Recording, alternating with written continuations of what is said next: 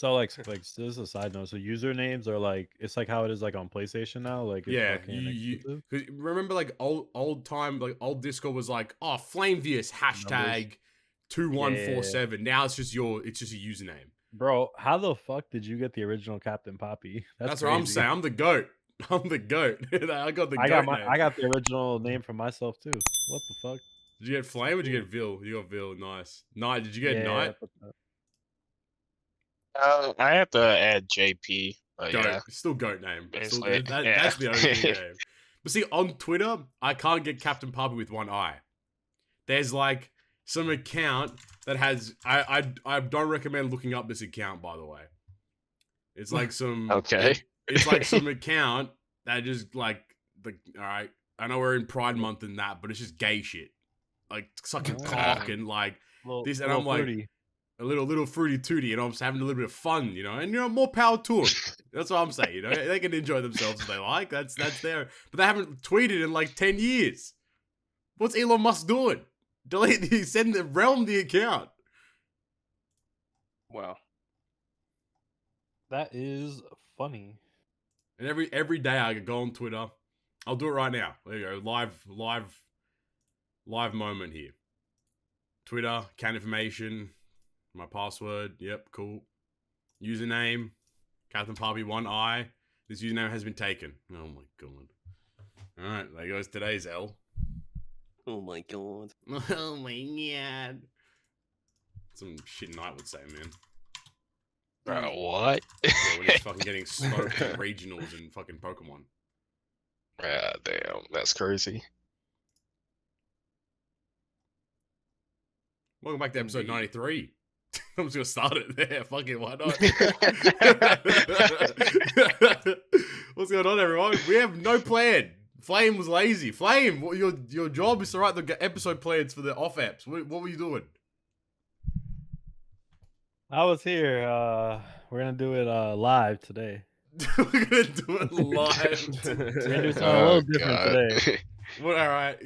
Well, you had the usual suspects. We got everyone. Well, Todd's not even here today. You got T ... today, as a matter of fact. So Yeah. that's a start. Well, there's one thing I guess we could kind of start with. Go for it, boss. The Summer Games Fest happened. Oh my god, I need to get that list up. Break it down for me, broski. Summer Games Fest. I don't remember a whole lot that happened because it happened at like 5 o'clock in the morning. I woke up at like 5 o'clock in the morning to watch it in bed, and then I was like half watching the whole time. I was like in and out of sleep. I have a pretty good memory of it. I'm gonna find a list while you work through it. I remember Final Fantasy VII at the end. That looked pretty heat. So Summer Game Festival, it was okay. A lot of the stuff that they showed were games that were already revealed. Right. And a lot of the gameplay trailers that they showed were like really short. Like for example, they showed gameplay of Alan Wake 2, and literally all they showed was like one of the characters like walked into a house. They looked around for like 15 seconds, and then like a cinematic started, and then like they showed the trailer. It was like that was really weird. One of the cool things that they showed in the beginning is they showed like the first reveal of Mortal Kombat 1's gameplay. Yep.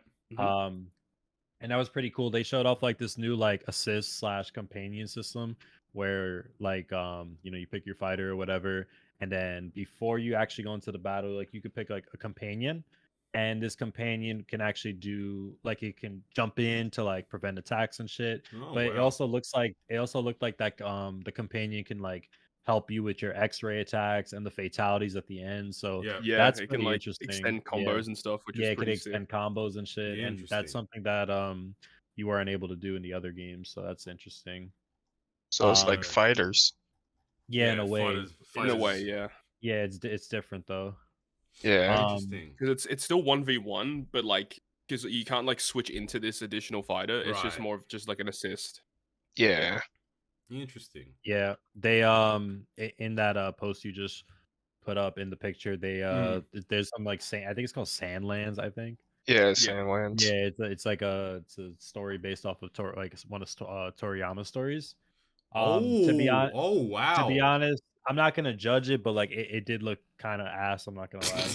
It's made by Bandai. It's fucking made by the Japanese Bandai, and that's just gonna be ass. That's just gonna be ass. Well, there's a few interesting things here though. You have Prince of Persia's making a comeback. Did anyone play the old Prince of Persia game? Way back on like Xbox 360. That shit was pretty litty, but this looks like poo. So that's a good start. the thing about Prince of Persia though is I think like there's an actual like mainline game coming out for it. That one that they showed, the one that they showed yesterday, is like, I'm not gonna say it's a side game, but like it's not like how like the crazy ones are. Okay, right. It's a 2.5. It's a 2.5D action platformer. Okay, that's cool. That's cool. Yeah. Path of Exile 2? Sonic? Yeah, goes to X Sonic. Yeah, that's probably more interesting. Yeah, dude. Like, I'm not a huge Sonic fan, but that's kind of cool what they did with the game. It's like the retro version, but then they with upscaled graphics and stuff. It looks pretty listen, cool. I'm a big Sonic fan, but man, like they re-release that fucking Sonic game like every 3 years. Does that make you a furry if you're a Sonic fan? Does that make you I'm not a furry. I don't know. I don't know. That's something. We the bros, but like, man, like, come on, they gotta do a different game. Like, isn't this remake a different game? What was That's like? True, yeah. What happened to like Sonic? Wasn't Sonic Mania like this really like Sonic Mania was crazy, no? When that 2D version of Sonic, where like they had like the people that were making like fan games came on to develop the game as well. Like, is that not this, or is this just a raw remake of Sonic? No, they just keep remaking it. They did Sonic Generations. I hate that. Don't do that, man. Like it's cool. Like you could play as like Amy and like Knuckles and Tails and shit and whatever. But like it's Sonic, bro. It's Sonic. It's Green Hill Zone. Like we I can't wait to fucking play like Green Hill Zone again, but like no, I'm good, thank you. Yeah, no stuff that Path of Exile 2. Any interest from anyone? I mean, it's kind of tough though, because Diablo 4 is like literally Path of Exile, but more accessible. No, better Path of Exile. That was the gameplay thing I was talking about. They literally started the gameplay trailer for that. They showed this character as like a sorcerer or wizard or whatever. It was literally he was fighting for like 15 seconds. It was just like random basic combat, and then it just ended. That was the trailer. Hate that. Yeah, it says here in the thing, all we got was a mere 30 seconds of it before being told that more info is coming July 28th. Okay. Yeah, it was like there was no point of showing that. Just announcements of announcements. Yeah, well, that's it. Like, Path of Exile is cool and all, but like Diablo 4 just dropped. Like, Diablo is really good. Like, PoE is like a more like hardcore Diablo. Yeah, it's a turbo node version. Yeah, literally it's a grassless touching version, mate, of Diablo 4. Yeah. What else we got here? You guys, hey, Knight, you're gonna check out Crossfire Sierra Squad, the VR shooting game, dude. You're gonna put on your Apple visor for $3.5K. That's what the GGP money's going. We're all gonna buy. So if you guys want to join as a channel member, we would greatly appreciate it. So we're all going to buy Apple visors, and we're just going to do the podcast in VR from now on, as on our exclusive Patreon. So, you know, make sure you go join over there. On the metaverse. Yeah, we're going to do it. We're going to buy like a plot of land next to Drake, and we're going to record the podcast there. Yeah, the next notable thing that they announced was the new Spider-Man 2 game. Yes. They announced the release dates. I believe it's October 20th. Mm-hmm. And they also revealed that if you guys didn't know, Venom is going to be one of the villains in the game. Ooh. He's they're actually going to try their own story this time. So in like one of the Spider-Man like stories, he's Eddie Brock. That's like the character. Yeah. But they said he's not Eddie Brock. So right. We can have a pretty good idea as to who it is, though, judging by how the end of the first game went. There was like a post-credit scene in the video game itself. Yeah, and it kind of hinted towards who it was going to be. But it's Buddy, the big Buddy. Oh mate. So yeah, they showed that. They showed Nicolas Cage is going to be in Dead by Daylight. As a villain or as a playable character? Survivor. He's like one of that. He's one of the bad guys. Yeah, and he tortures people when he's showing his movies. Yeah, he could be Ghost Rider. Ooh, that'd be awesome. That would be pretty heat. They showed the new Fortnite and Call of Duty season. If anyone Oh yeah, cares about that. Nick Merckx, anyone? Yes, sir. Nick Merckx, anyone? Yeah, Damn. Nick Merckx. that was wild. Megan removed Yeah. from COD. That's crazy. And then as Todd said earlier, the big reveal or the probably most noteworthy thing is they finally showed a trailer for Final Fantasy VII Rebirth, which is the second installment of the 7 remake. Oh yeah, on 2 discs. Yeah. No, it's 2023. It's fucking 2023. There is no way we're doing 2 discs in 2023. No, you have to understand how crazy that is. Like, this is going to be the first PS5 game that's going to be on 2 discs. That's what I'm saying. We have the technology.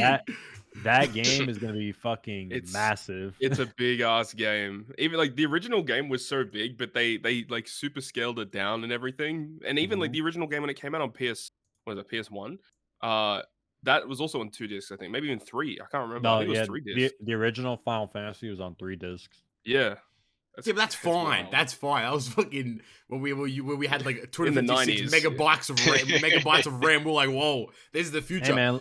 I just saw, bro. Samsung just released a RAM stick that has 512 gigs of RAM on it. We are in the future right now. Like, what are you doing? 2 discs? I don't like that. I think that's backwards.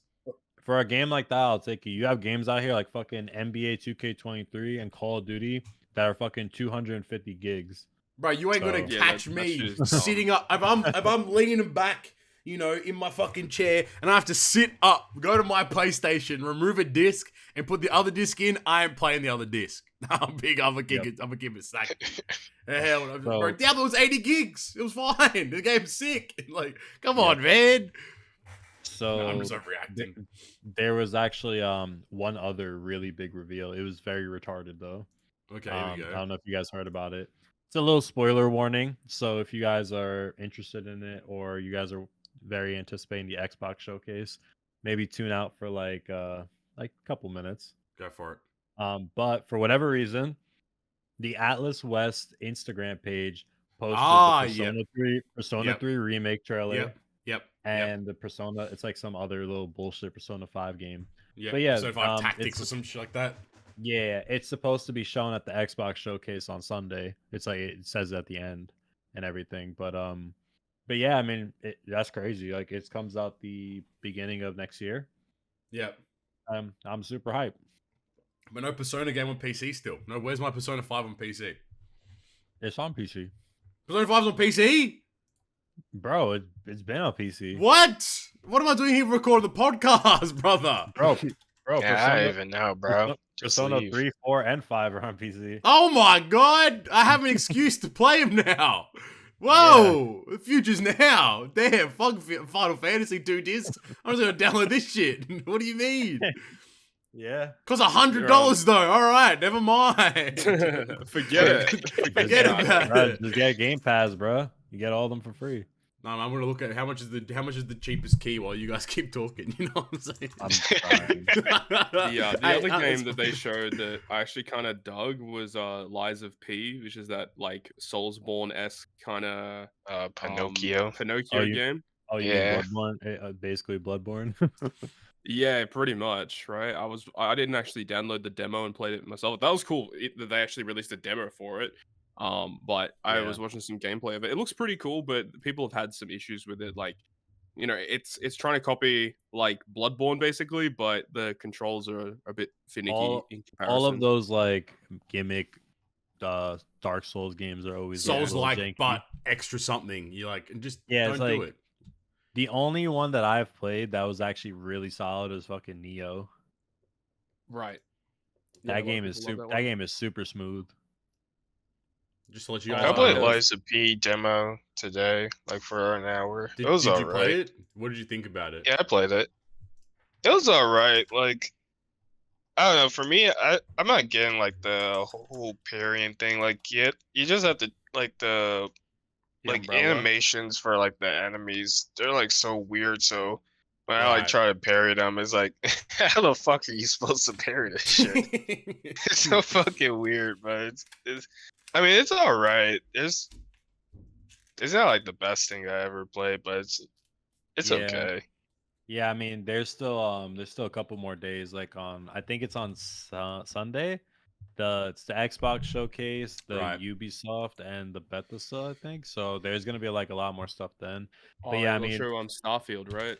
yeah, they're gonna have the Oh, Starfield reveal. We can see if it's garbage or not. what do you mean if what do you mean if it's gonna be? Yeah, no, you're right. Yeah, you're right. My bad. My bad. It's gonna And be Redfall trash. 2. Oh yeah, no. They Bethesda's announced lost everyone's they trust. announced Red. If they announced Redfall 2, this is the last podcast episode. Alright, you heard it here first. Yeah, but I mean, overall, it's like honestly, the show was pretty shitty. Like for like it was almost 2 hours, and they basically showed like nothing other than Final Fantasy and Spider-Man announcement.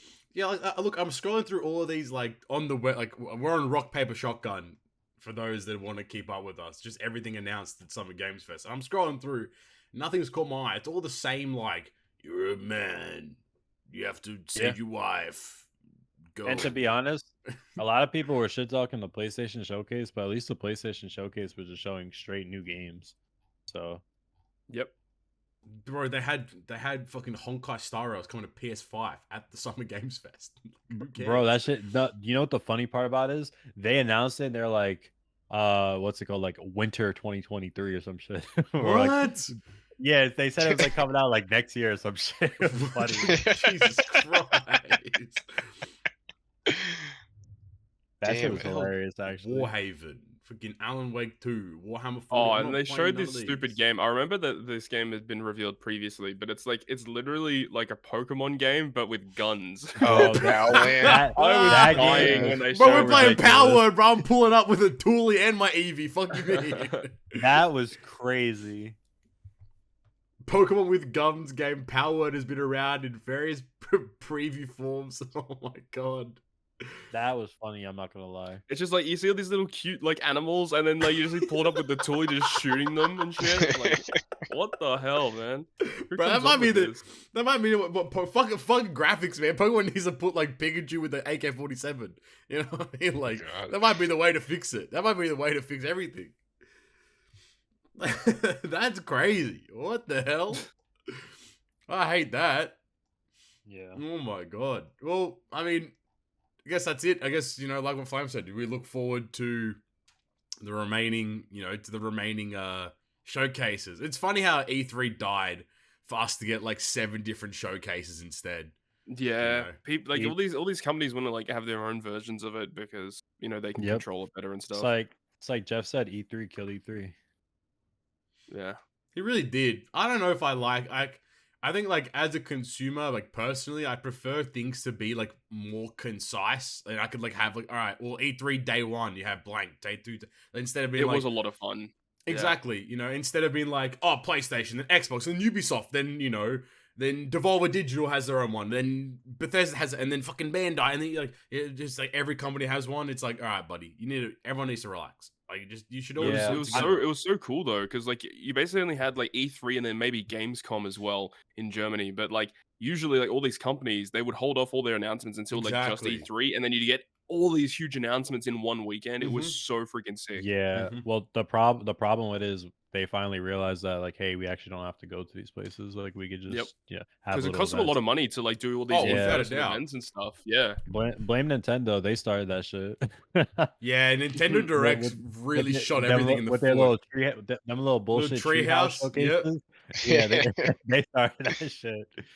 The Nintendo moved different though, but like it would be hella expensive because like you'd be paying for like your position in the trailers and how much cut time you'd have to like talk and this and that. So I guess it makes sense, but I don't know. I don't really personally because I just get too lost in like in what's I only saw 1 or 2 tweets about Summer Game Fest. I didn't even know it was happening until like literally today. So like Yeah. I guess maybe that's just me not keeping up with things, but at the same time like I don't know, maybe that's just. I don't care about games, bro. I don't play shit anymore, man. I play Diablo, which is a great segue for us. Diablo 4, holy fuck. What a game. I didn't even know you had it. What do you mean, bro? I've been playing Diablo. I didn't know that. You literally just played- say you don't play games. Nah, man. My friend and I, we like randomly one day, we went and bought Diablo 3 on CD because our internet was that bad that it would be faster to just buy a CD and install it. And then we played through all of Diablo 3 and, you know, really thoroughly enjoyed it. So we're looking forward to Diablo 4. We gotta start the Diablo 4 characters for the podcast so we could play it while we're doing the podcast. That's crazy. All right, who all right, fair, is everyone here playing it? Knight, are you playing it? No, I'm not playing it. Sorry. I'm playing it. What are you playing? What character are you playing, Flame? I'm a barbarian. Oh yes, sir. Are you both barbarians? Yeah. Nah, man. I'm a druid.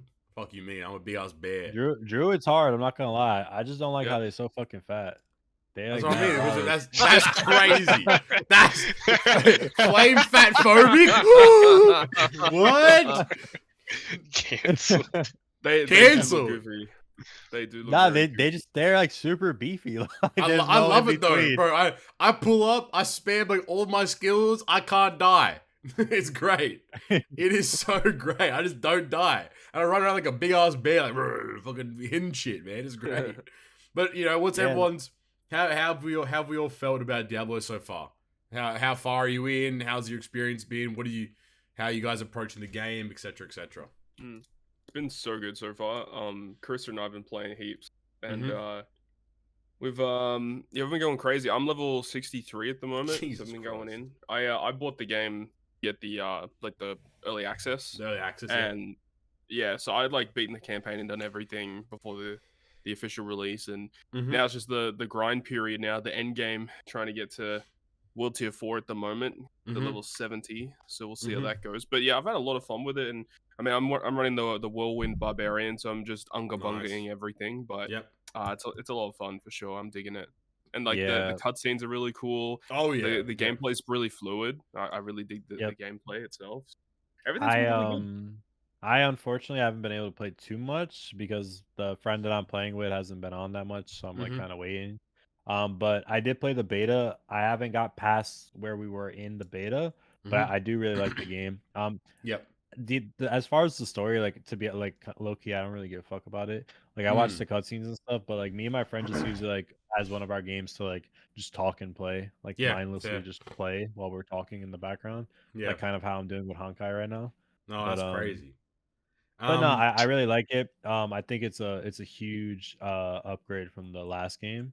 Oh yeah, and I'll have more to say about it probably in the next episode that we do. Yeah, I think we'll talk about it again without a doubt because I think because I'm kind of in the same boat. So my friend and I are playing it together, and last night we finished Act 2. So we're taking it pretty slow to like get through it, but we also are trying to like consume the story as well, and like. You know, from my perspective, the story, like the first 2 acts have been really good story-wise so far. I hate story-driven games. I hate single-player. I can't play single-player games anymore. Like, you know, and sitting there and like consuming Diablo, like with him and like us like theorizing, oh, what's going to happen? Where do we go? Like, it's been really good. And like the cinematics are amazing. The boss fights are great. But like, I guess like for me, I don't know. Like once I finish the story, I don't know if I'll like go do what Todd's doing and like go start like grinding for gear and for worlds. Like, I don't know what the end game is though. Like I don't like what.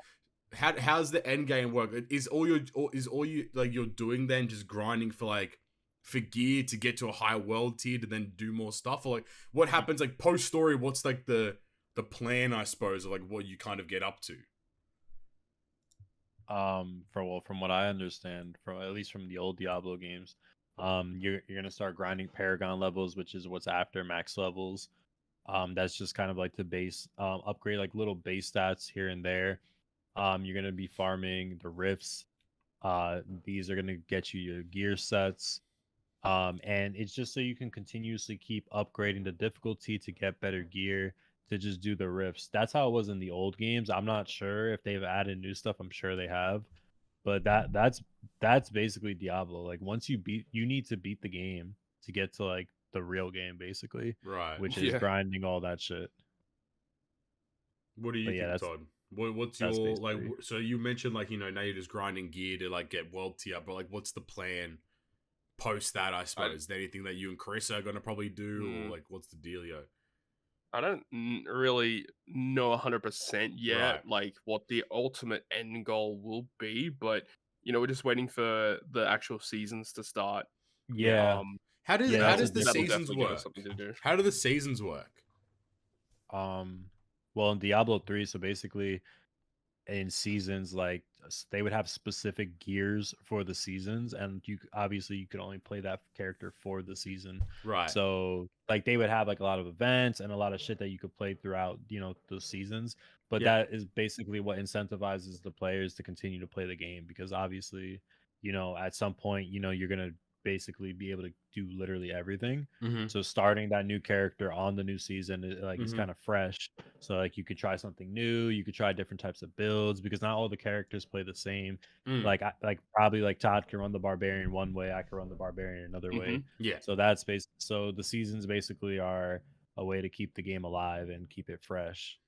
Yeah, because I've always been like, I guess, confused for lack of a better word, in terms of how do you approach like the whole seasons thing. Because, like, I guess like it just makes sense. You just start you ideally you start a new character, you play throughout that duration of season, you grind as much as you can, and it's that idea of like having a fresh restart every so often, I suppose, to just keep like the game feeling like unique in some capacity.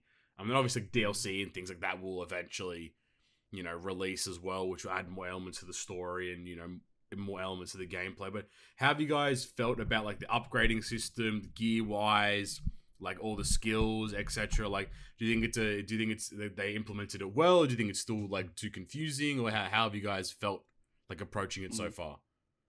The skill tree system is pretty straightforward. I actually like that. It's very straightforward. There's just like a very linear path to follow, and then once you unlock a certain amount of nodes, you get access to the next node, which has a different set of skills. You start with basic skills, then you got your core skills, and then you got defensive skills, and then you get to your ultimates and stuff like that. And each category of skills in the skill tree have like different attacks that you can use, and that's where your build really comes down to, like what attacks you want to use, what do you want to utilize, and then depending on what attacks you utilize can really depend on what kind of gear you want to search for. As some attacks will buff certain aspects, and then you want to be abusing as many of those aspects as possible, because basically when you get to the end game, you're going to have all this gear that has a bunch of these substats, and all of these substats multiply together to give you just absurd damage output. So it's about finding synergy with your kit and your moves to basically deal as much damage as possible. So the skill tree system is very straightforward, very linear, and it makes a lot of sense.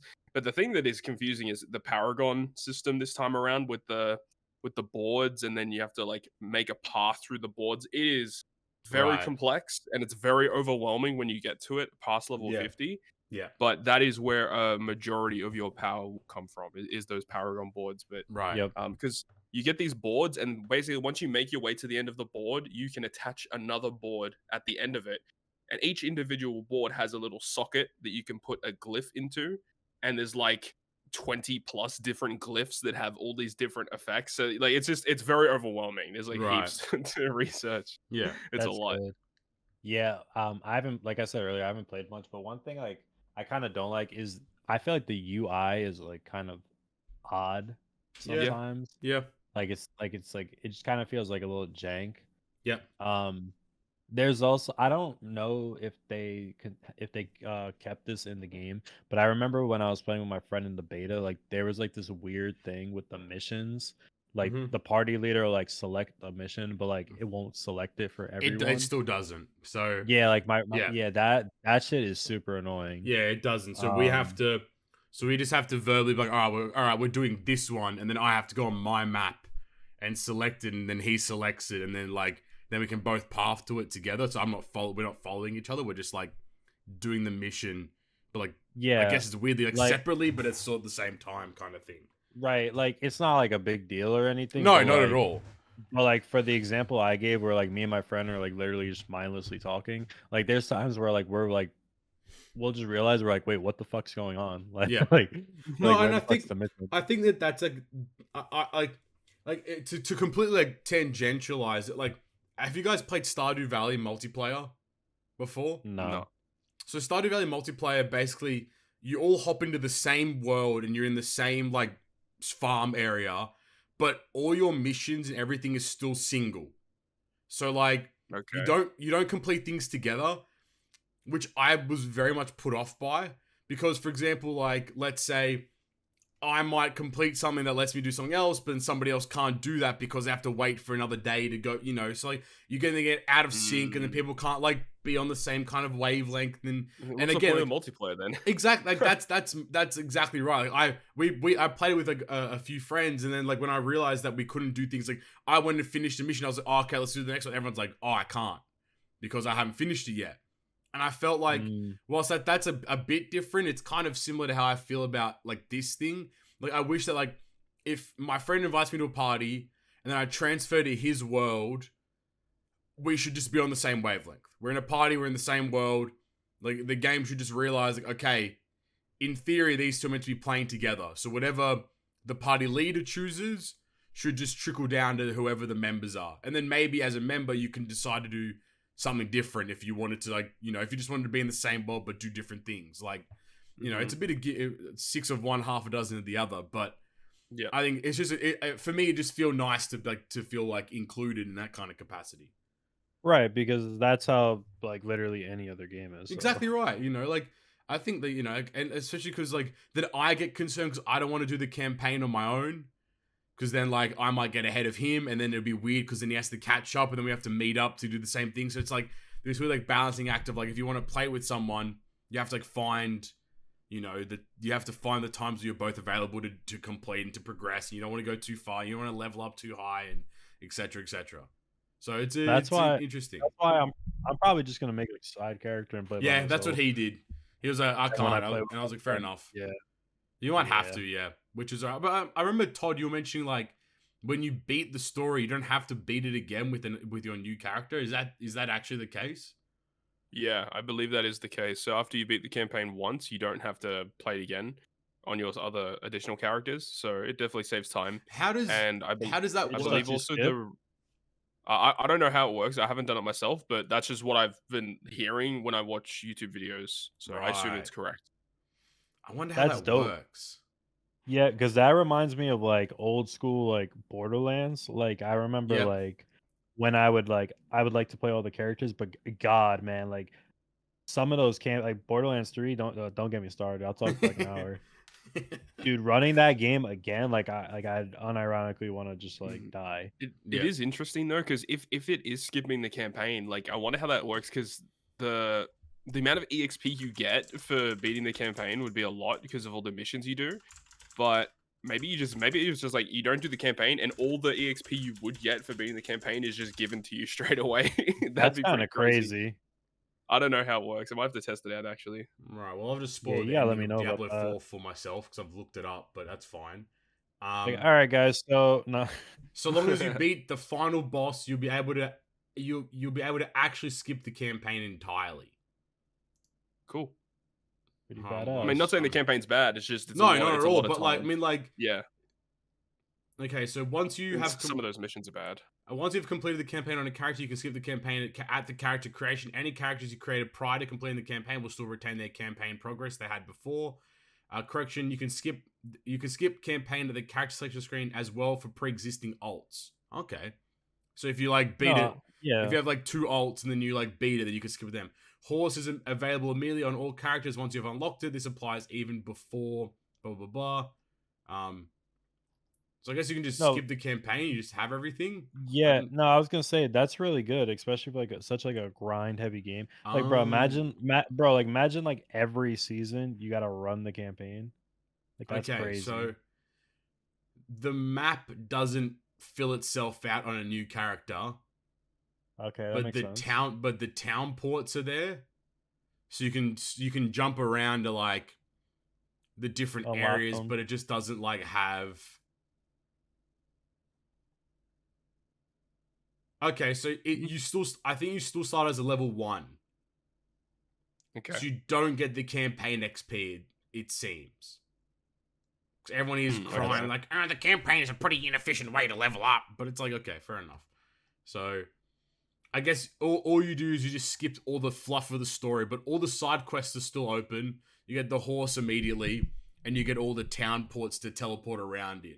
So like it's just a very streamlined, like here's a level 1 character in the entire world, go, you know, kind of thing, which I think is actually really cool in that regard. Then, you know, Yeah, that's cool.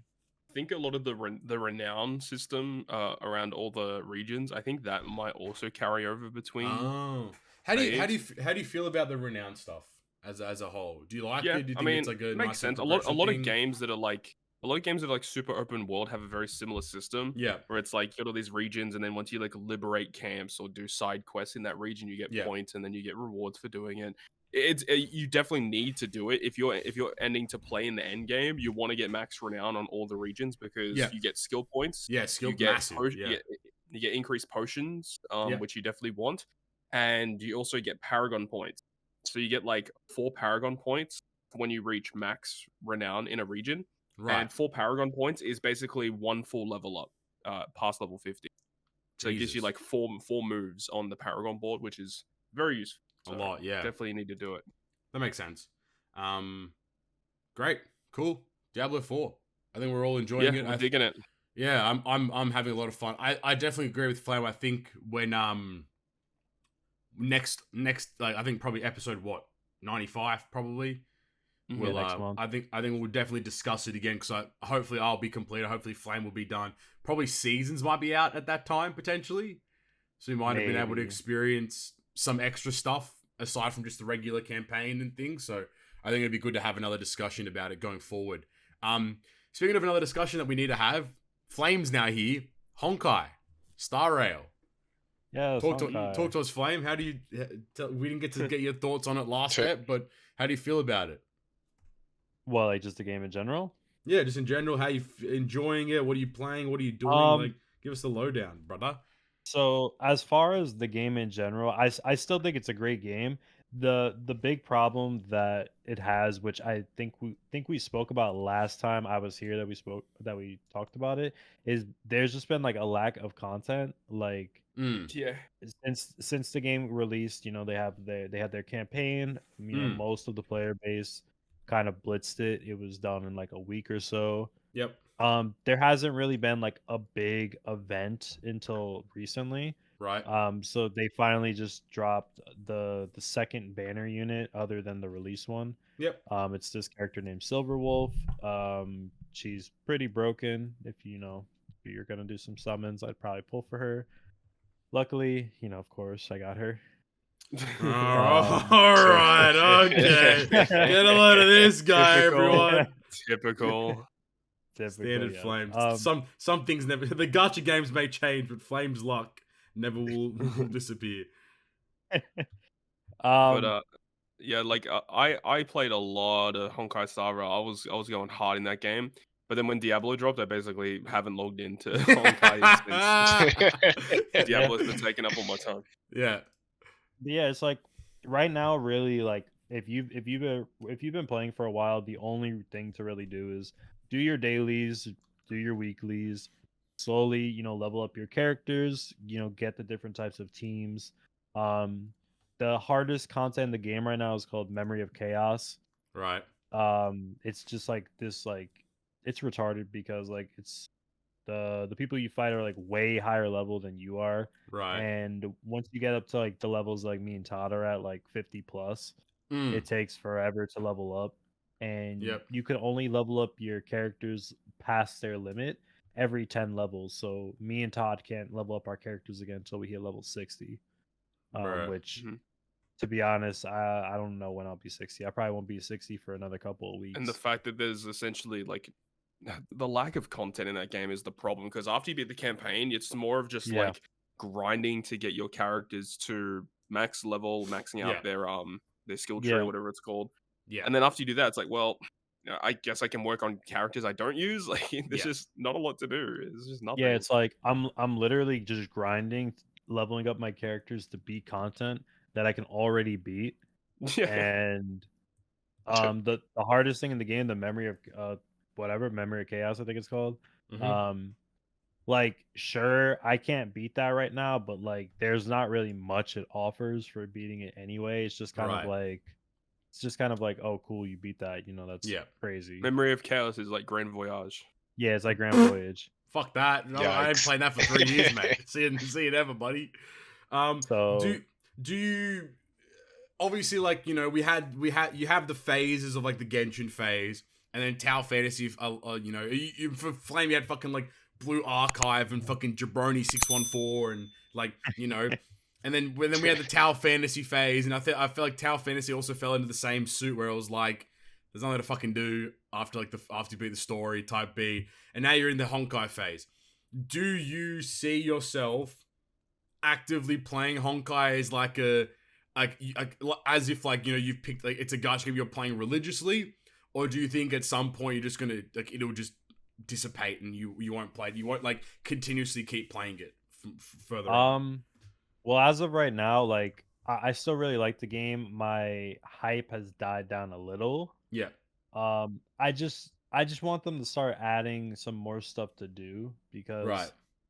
like, I'm not asking for anything crazy, but like I just need something to keep my interest, because if I'm literally just logging in, doing my dailies, weeklies, like it gets boring. What about Like, what about you, Todd? How do you feel? Same Yeah, thing? no, I feel the same way. Like, I do love the game. I think it's a really fun game. And if I had a choice to whether, like, if I could only play Genshin or Honkai Star Rail, I would actually choose Star Rail. I actually really love the game. Yeah.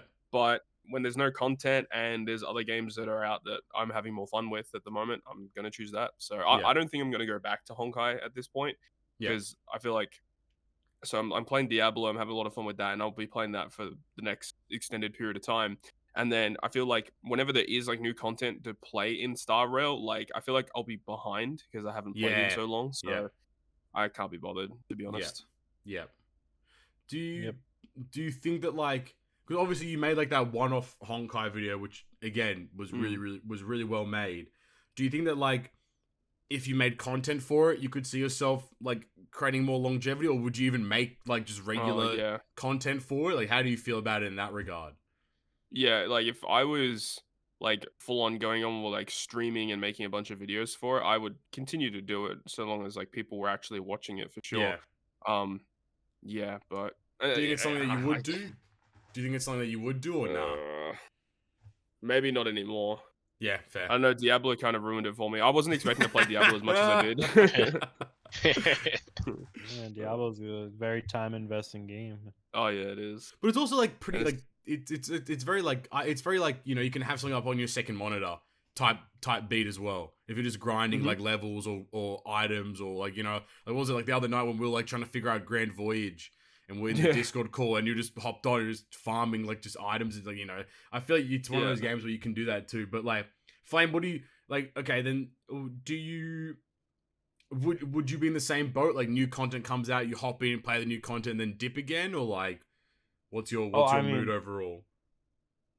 I mean, regardless of what I'm playing, I still always my gacha game. This is always what I do in my gacha games, other than OPTC, because OPTC takes 24 hours. It's a full-time job. 25 hours a day, man. That's what it fucking does. Oh yeah, 25 hours. I always get on my gacha games in the morning. I get that shit done in the morning because I don't want to do it. Yeah, it's like a job. Yeah, I mean, it is. But with Honkai, what I do a lot of the times is like I watch a lot of YouTube and shit. Yeah. So like I just literally like I just set it up. I put it on auto because my teams can do it on auto, and I let it play while I'm doing YouTube or whatever. So yeah, I mean, I don't see myself like stop playing it. I actually got back into one of my other gacha games. Oh no! What was it? Which one? No, I never like stopped liking the game. I just put it down because at that time is when I put like all of them down. But I still liked the game. It's Alchemy Stars. Oh, Alchemy Stars. Yeah, it's on its 2nd anniversary right now, which is fucking crazy. I can't believe that game's been out for that's 2 nuts. years. But yeah, that game is always good. But I just stopped playing it because I just like, as a collective, I just got rid of all of them. But I always liked that game. I thought it was very well done. I just don't like that the characters look like chibis, like in game. That's just I hate games that do that. But yeah, I mean, Star Rail's still pretty cool. Everybody's waiting for Mommy Kafka. But that's my favorite character. Kafka's my goat. That's what I'm saying. He's coming. Pun. I might have to log in. You know what I'm saying? Right. Don't worry. I'm logging in too. Don't worry. Hey, let's go. Knight, is it? Styro, did you try it? Something that you want to try? Something that you might play? What's your thoughts? No, I haven't really looked into it. The only thing I saw was I was on fucking speedrun.com and that fucking game Here we popped go. up. The How? first What are you fucking game, so- speedrunning? Speedrunning gacha games, that's different. What are you So I was, speedrunning I was like- in Honkai? Let me see. Let me pull it Yeah, up go again. look at it. I wanna know It's what like the fuck this video- prologue. Oh, it's I like the remember actual Prologue stories and being- stuff like that. Okay. What are the other ones? Any percent bad ending, chapter 1, simulated universe, world 3, 4, 5, 6, and Just- there's like a daily farming category. No one's played that, but it's Bro, 148 enemies and 80 objects. Oh, okay. That actually makes sense because there is like, so yeah, every day, like all the enemies on the maps respawn, Right. and like there's like set paths that people have kind of identified to Ah. kill everything. So because when you kill something, you get like drops for doing it. So that was like one Right. of the daily grinds that people were doing. So I think if a speedrun for killing every enemy in the game, I guess that kind of makes sense. That's but it's so like funny. That's crazy. Bro, imagine, bro, you can only do it once a day. you can only, Yeah, correct. you can only do your run once a day unless you have like multiple accounts. That's crazy. That's tough. Yeah.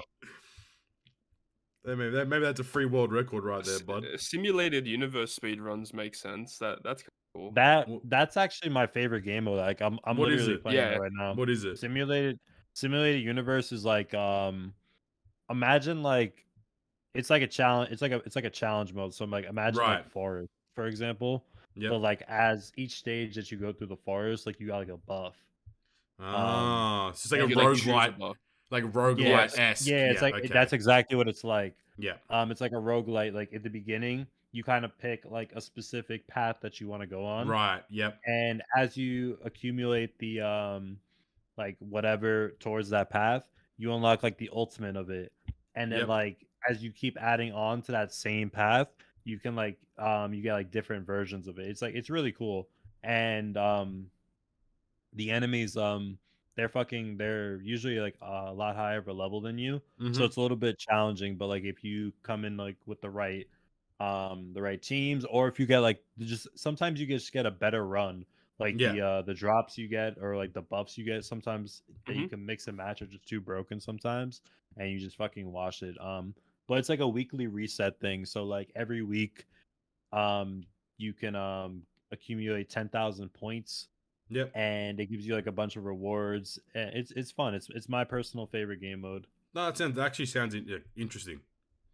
Yeah. Sounds a bit like it actually sounds like very refreshing in terms of a mode. So like that actually be I love roguelites, so that'd be super enjoyable for sure. Yeah, it's definitely the most fun in the game for sure.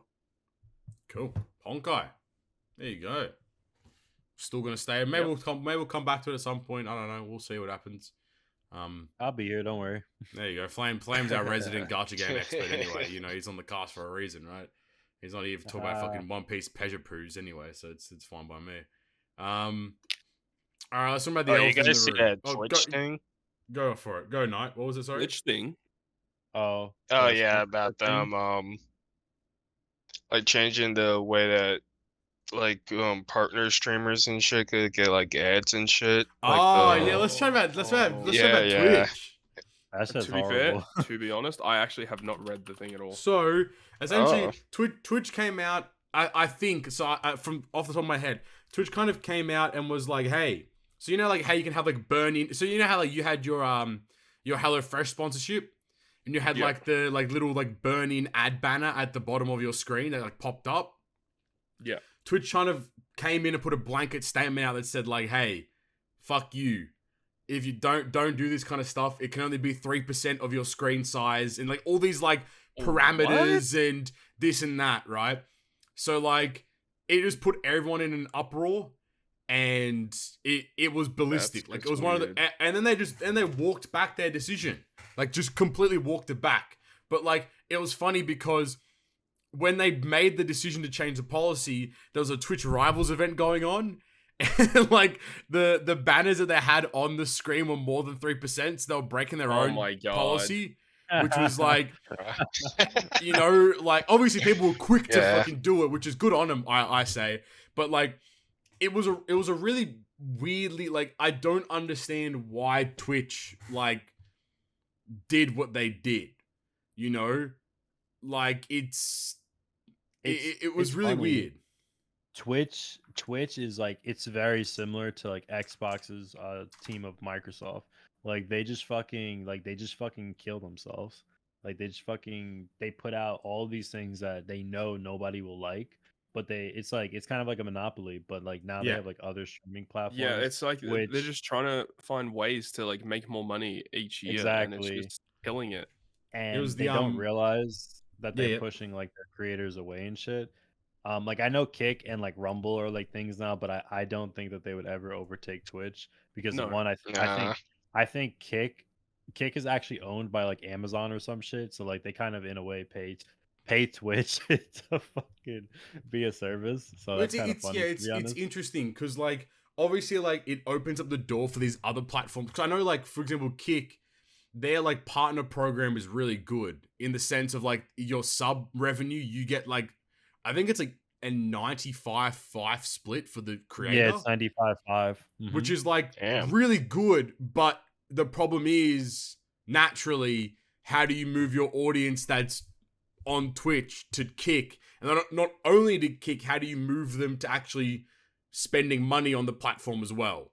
So Bro, like, I Yeah. don't, the whole Kicks and like current situation that I don't understand how Kick can be a sustainable platform, as they state only 5% of a sub would go to the company itself. And then they also had been stating that creators on Kick, like I don't know what license of a creator, but maybe like a partner on this system gets is going to get an hourly payment as well for each hour that they yeah, stream. like if you're a What?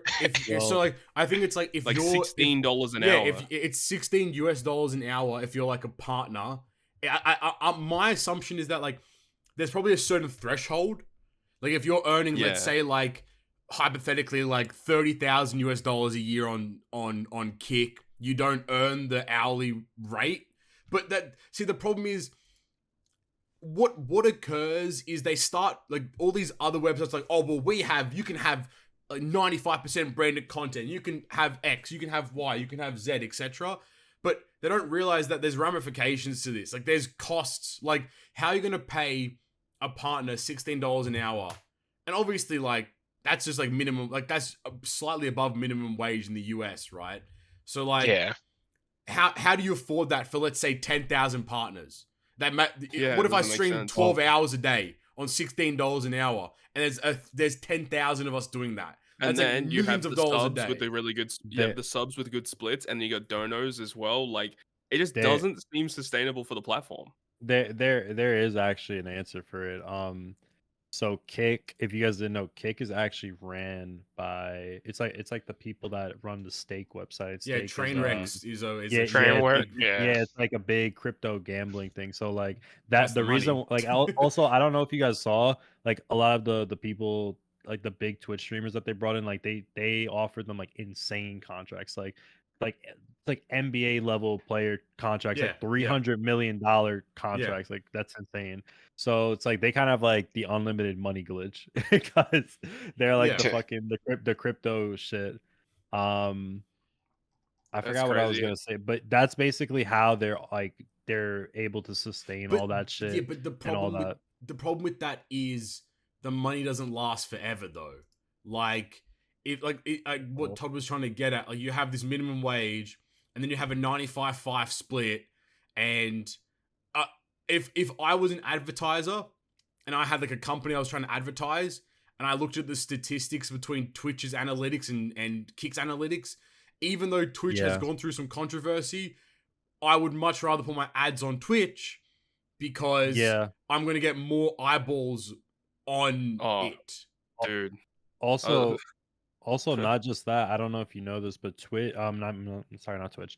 Kick is Kick is not it's like unfiltered. Like there's no moderation. Yeah, it's fucking just So, basic like, porn on it. yeah. Like, you know what I mean? Like, so it's like crazy. it literally like it's a big turn off to like advertisers and a lot of things Yeah, because exactly. they don't want to be Look what happened associated to with like YouTube. streamers. Like, Yeah, like you could say whatever, like any racial slur, anything. I Like don't there's care. nothing.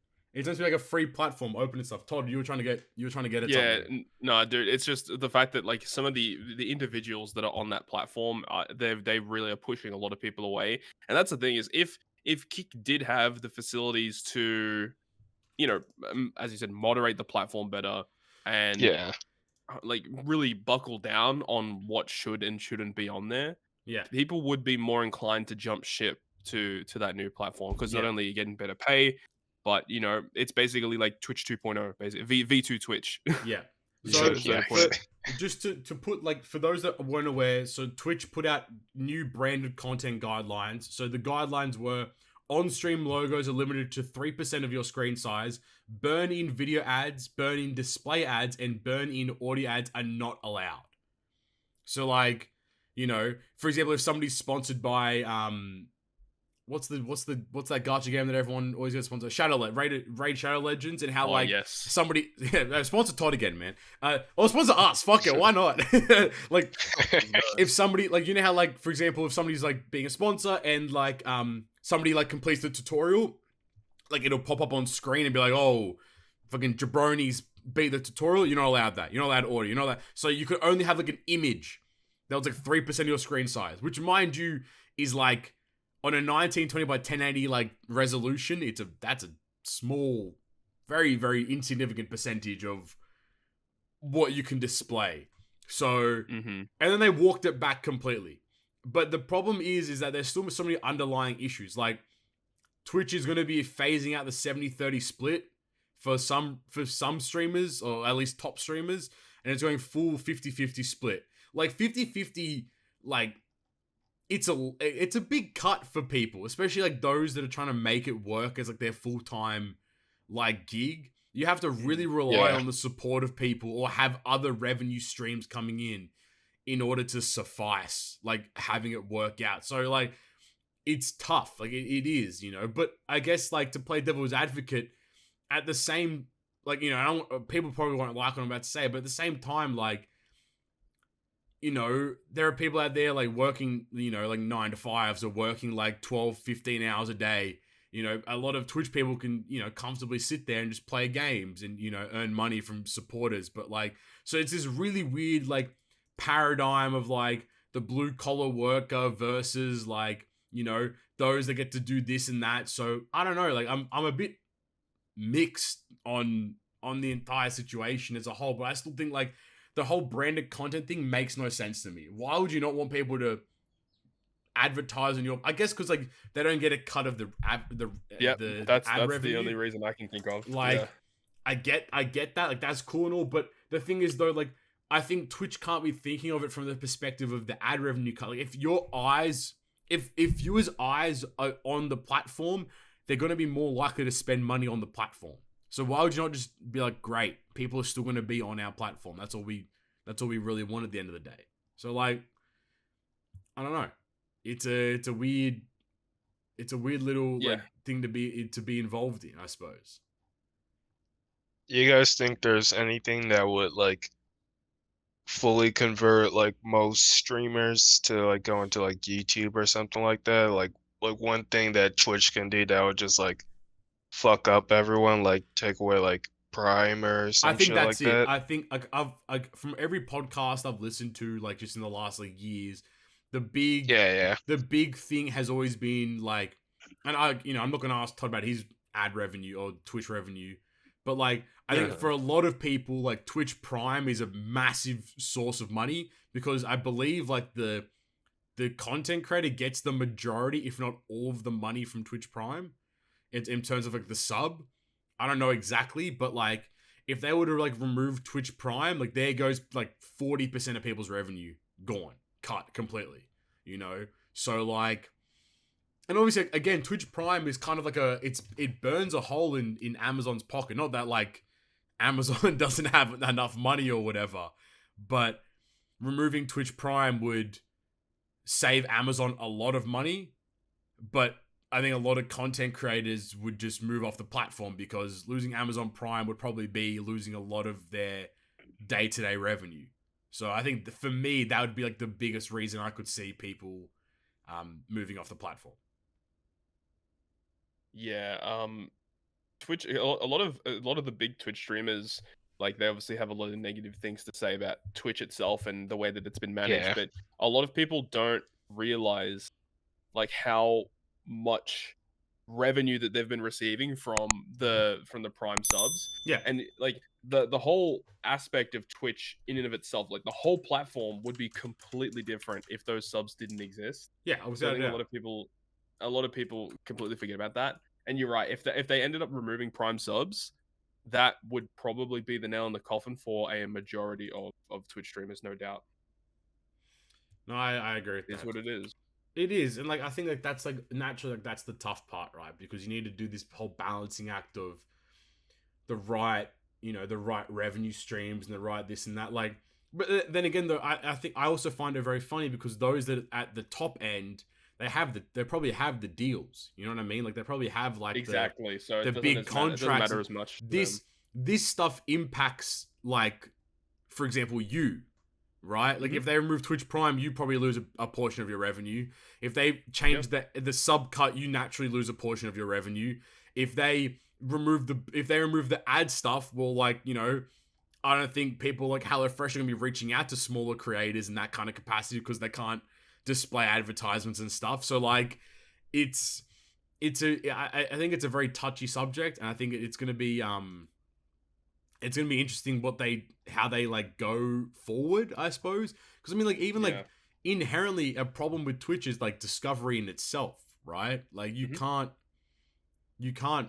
like it's too hard to find new streamers. It's too hard to like find new people to watch and such. So like all in all, I think it's gonna be a very tough period going forward on Twitch. But like, okay, nightmare scenario, do you, Todd, or whoever else can jump in as well, do you ever move to another platform? Yeah, I could see myself moving. Like, I don't like for someone that is on the lower level of a Twitch streamer, I can definitely see people jumping ship, especially for like those people that are aiming to make somewhat of a career out of it. Sure. And if they're seeing like, oh, I can just get more for my buck over at this platform, why wouldn't I just switch over? But of course, there's still other subsidiary issues that can arise because of that. Obviously, the reputation of Kick isn't very good in the live streaming community currently, so that's probably holding people back. But at the end of the day, if you see people just want to go where the dollar signs are a lot of the time, so there's that too. Yeah, I think you'd be somewhat delusional to just jump ship without like a plan, I suppose, more than anything. Like, yeah, correct. I think people right now, I think, are very insane. Like, I think like Kick, I think Trainwrecks or Kick or whoever said like the day of like the whole fiasco, like they had their highest amount of registrations or whatever, and it's like, if you're getting like 300 viewers on Twitch, you're not getting that on Kick. You just not, like, even like look at people like Ludwig, for example, was probably easy rolling in like 30,000-40,000 concurrent viewers on Twitch when he had that. Now he caps at like 20k, which again is a lot of fucking people. But then again, like those guys, it doesn't matter as much. Exactly right, But for the small Don who gets like 50 viewers on Twitch, they're getting, like 5 or 10 on Kick now, So like, and that's very tough. If they it's really hard to get people to move to a different platform. It's not easy. Yeah.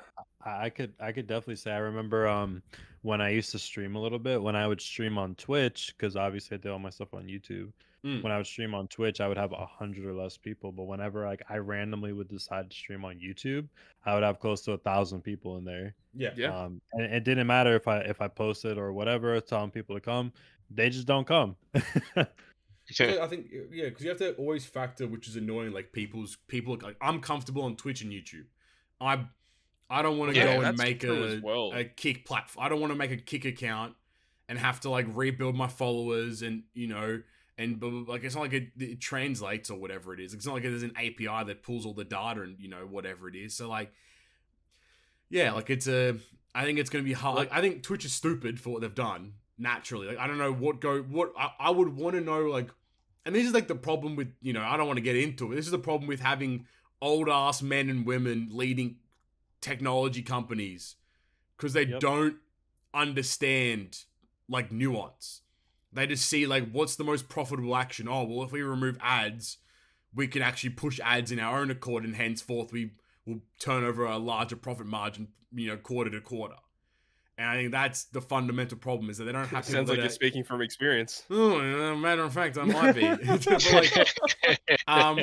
But like even like like obviously to throw it to like Trader Cruise for example, like oh god, there's I won't harp on it, but like there's so many decisions that could be made that everyone sees that would be for the benefit of the game, but that might not necessarily be the benefit of the business or the benefit of the profit. So naturally those decisions won't be made, And I think like if you want to make a successful company, you have to be able to balance decisions that are going to line your pockets, but are also going to benefit those that are using your product. So I think like, what? Fuck old people, man. Get them out of here. Get me in charge of these big ass companies. I'll make you millions. But I think it's tough. I think it'll be interesting. That's another thing that I completely forgot about too, is the fact that YouTube streaming exists, and like YouTube streaming is completely fine as it is too, honestly. Do you think that would be what you do? Overlook that. Probably. That's probably the easiest thing to do because people aren't having to move platforms. I mean, currently with the way that I do streaming is, I let people know, hey, I'm streaming over on Twitch, right? But if I'm just streaming on YouTube, people don't even have to move. They're still on the same platform, and then they've got the membership feature, which I can still utilize. So there's ways around it for sure. But with the membership feature, all your YouTube revenue, and then all YouTube revenue will just be encompassed in one paycheck, as opposed to like your Twitch paycheck and your YouTube paycheck kind of thing. Yeah, which is annoying because the Twitch payments and the YouTube payments are like a week apart, so it's kind of annoying. But yeah, exactly. So like you could encompass everything all in one, and like so there's a lot of like it'll be interesting, to see their movement going forward. Good topic night. I think it's an interesting conversation to have because I think it's ridiculous their decision, but I mean, who knows? Like 50-50 split isn't going to cut it anymore. Like if Kick's doing 95.5, like people are going to be way more inclined to stream there. But I mean, what was it, Mixer? Like that kind of. Oh, yikes! But that had Microsoft backing it though, so think about that. Yeah. You know what I mean? But it's Microsoft. They're shitty. Yeah, but at the same time, though, it had like Microsoft probably isn't as big as Amazon, but it has the same money as Amazon. You know what I mean? Shout out to Ninja and Shroud. Bro, imagine a $50 million bag, and then the platform shuts down. You made $50 million. $50 million. Just a stream, like that's it, brother. Like what? Crazy. So I don't know. I think these other platforms need to be more realistic in their approach to things, as opposed to like, all right, come to Kick, it's better. It's like I don't know, man. Like Aiden Ross gets 70,000 viewers, but then like Jabroni over there gets like 4. So like it's all the same, well and true. Like I think what the streaming platforms need to do, like what YouTube does the best, is recommendations. Like the fact that a small channel can grow if you just put out good content, like is really exciting. But the fact that as a Twitch streamer, you can't grow unless you're in a really specific niche, or you have a constant base, or you have another platform that you can draw from. That's, I think, the streaming platform that creates discoverability and growth better, like in terms of, or even first to that degree, will be the one that people will flock to in the end. Yep. Exactly. Yeah. Yeah, because like when you're looking for like streamers, like or streams in general, like no offense obviously to like people just starting, but yeah, nobody wants to watch like a shit stream. Everybody no, absolutely not. People or the professional shit. Like for example, like again to bring in the TC category, like obviously no one streams in it to start off with, but like if if Todd's streaming and then Jabroni's streaming, I'm gonna click on Todd. I think a lot of people are gonna do the same thing. Like they have this mindset of like when you click on the category for the game you want to watch, you're gonna be more often than not you're gonna click on the person that has the most viewers, because by proxy your assumption would be that this person has the best content, which naturally isn't always correct, but like to some degree, like if people are watching him, then surely like the content's good, right? So those that are if you ever stream a game on release, you're fucked. Like Diablo 4 on release, Shroud gets like 150,000 people, and then I get like 4 because people would obviously much rather watch Shroud play Diablo 4 than watch me, for example. You know? Yeah. So like I think the streaming platform that understands and implements recommendations and discoverability and kind of has a better approach to funneling people in will be the one that prevails. But I mean that's naturally easier said than done. All right. Yeah. Good chat. You're right. See what happens. Seeing a good chat. Spider-Man, guys. Who watched it?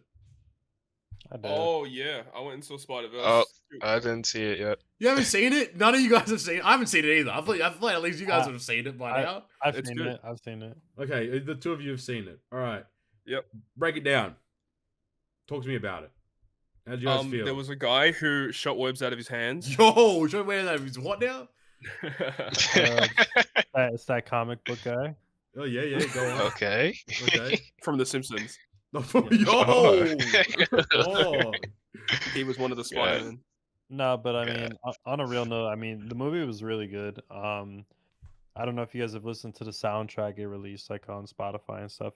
It's really good. You should check it out. Metro Boomin. Yeah, Metro Boomin, of course. Yeah. The one thing going into this movie that I did not know is that there was going to be a second film. Right. So the movie kind of ends off like obviously like a little weird because there's more to come. Mm-hmm. But I didn't know that, and going into the movie, like when it ended, I was just kind of like, "What the fuck?" And then my friend was like, "Yeah, there's another one." And I was like, "Oh, what the hell?"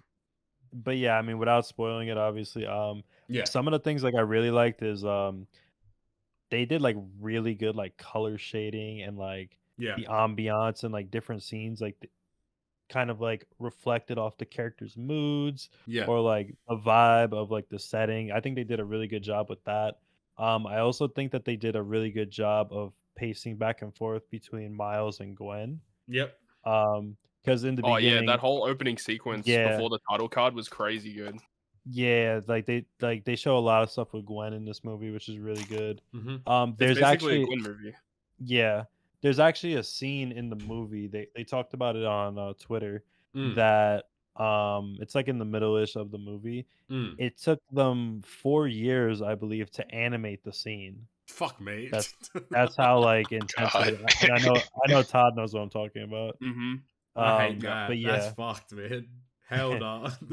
Yeah, it was a very enjoyable movie. I'd probably give it like a 9 out of 10. I would give it a true review when the next movie comes out because it's basically all one movie.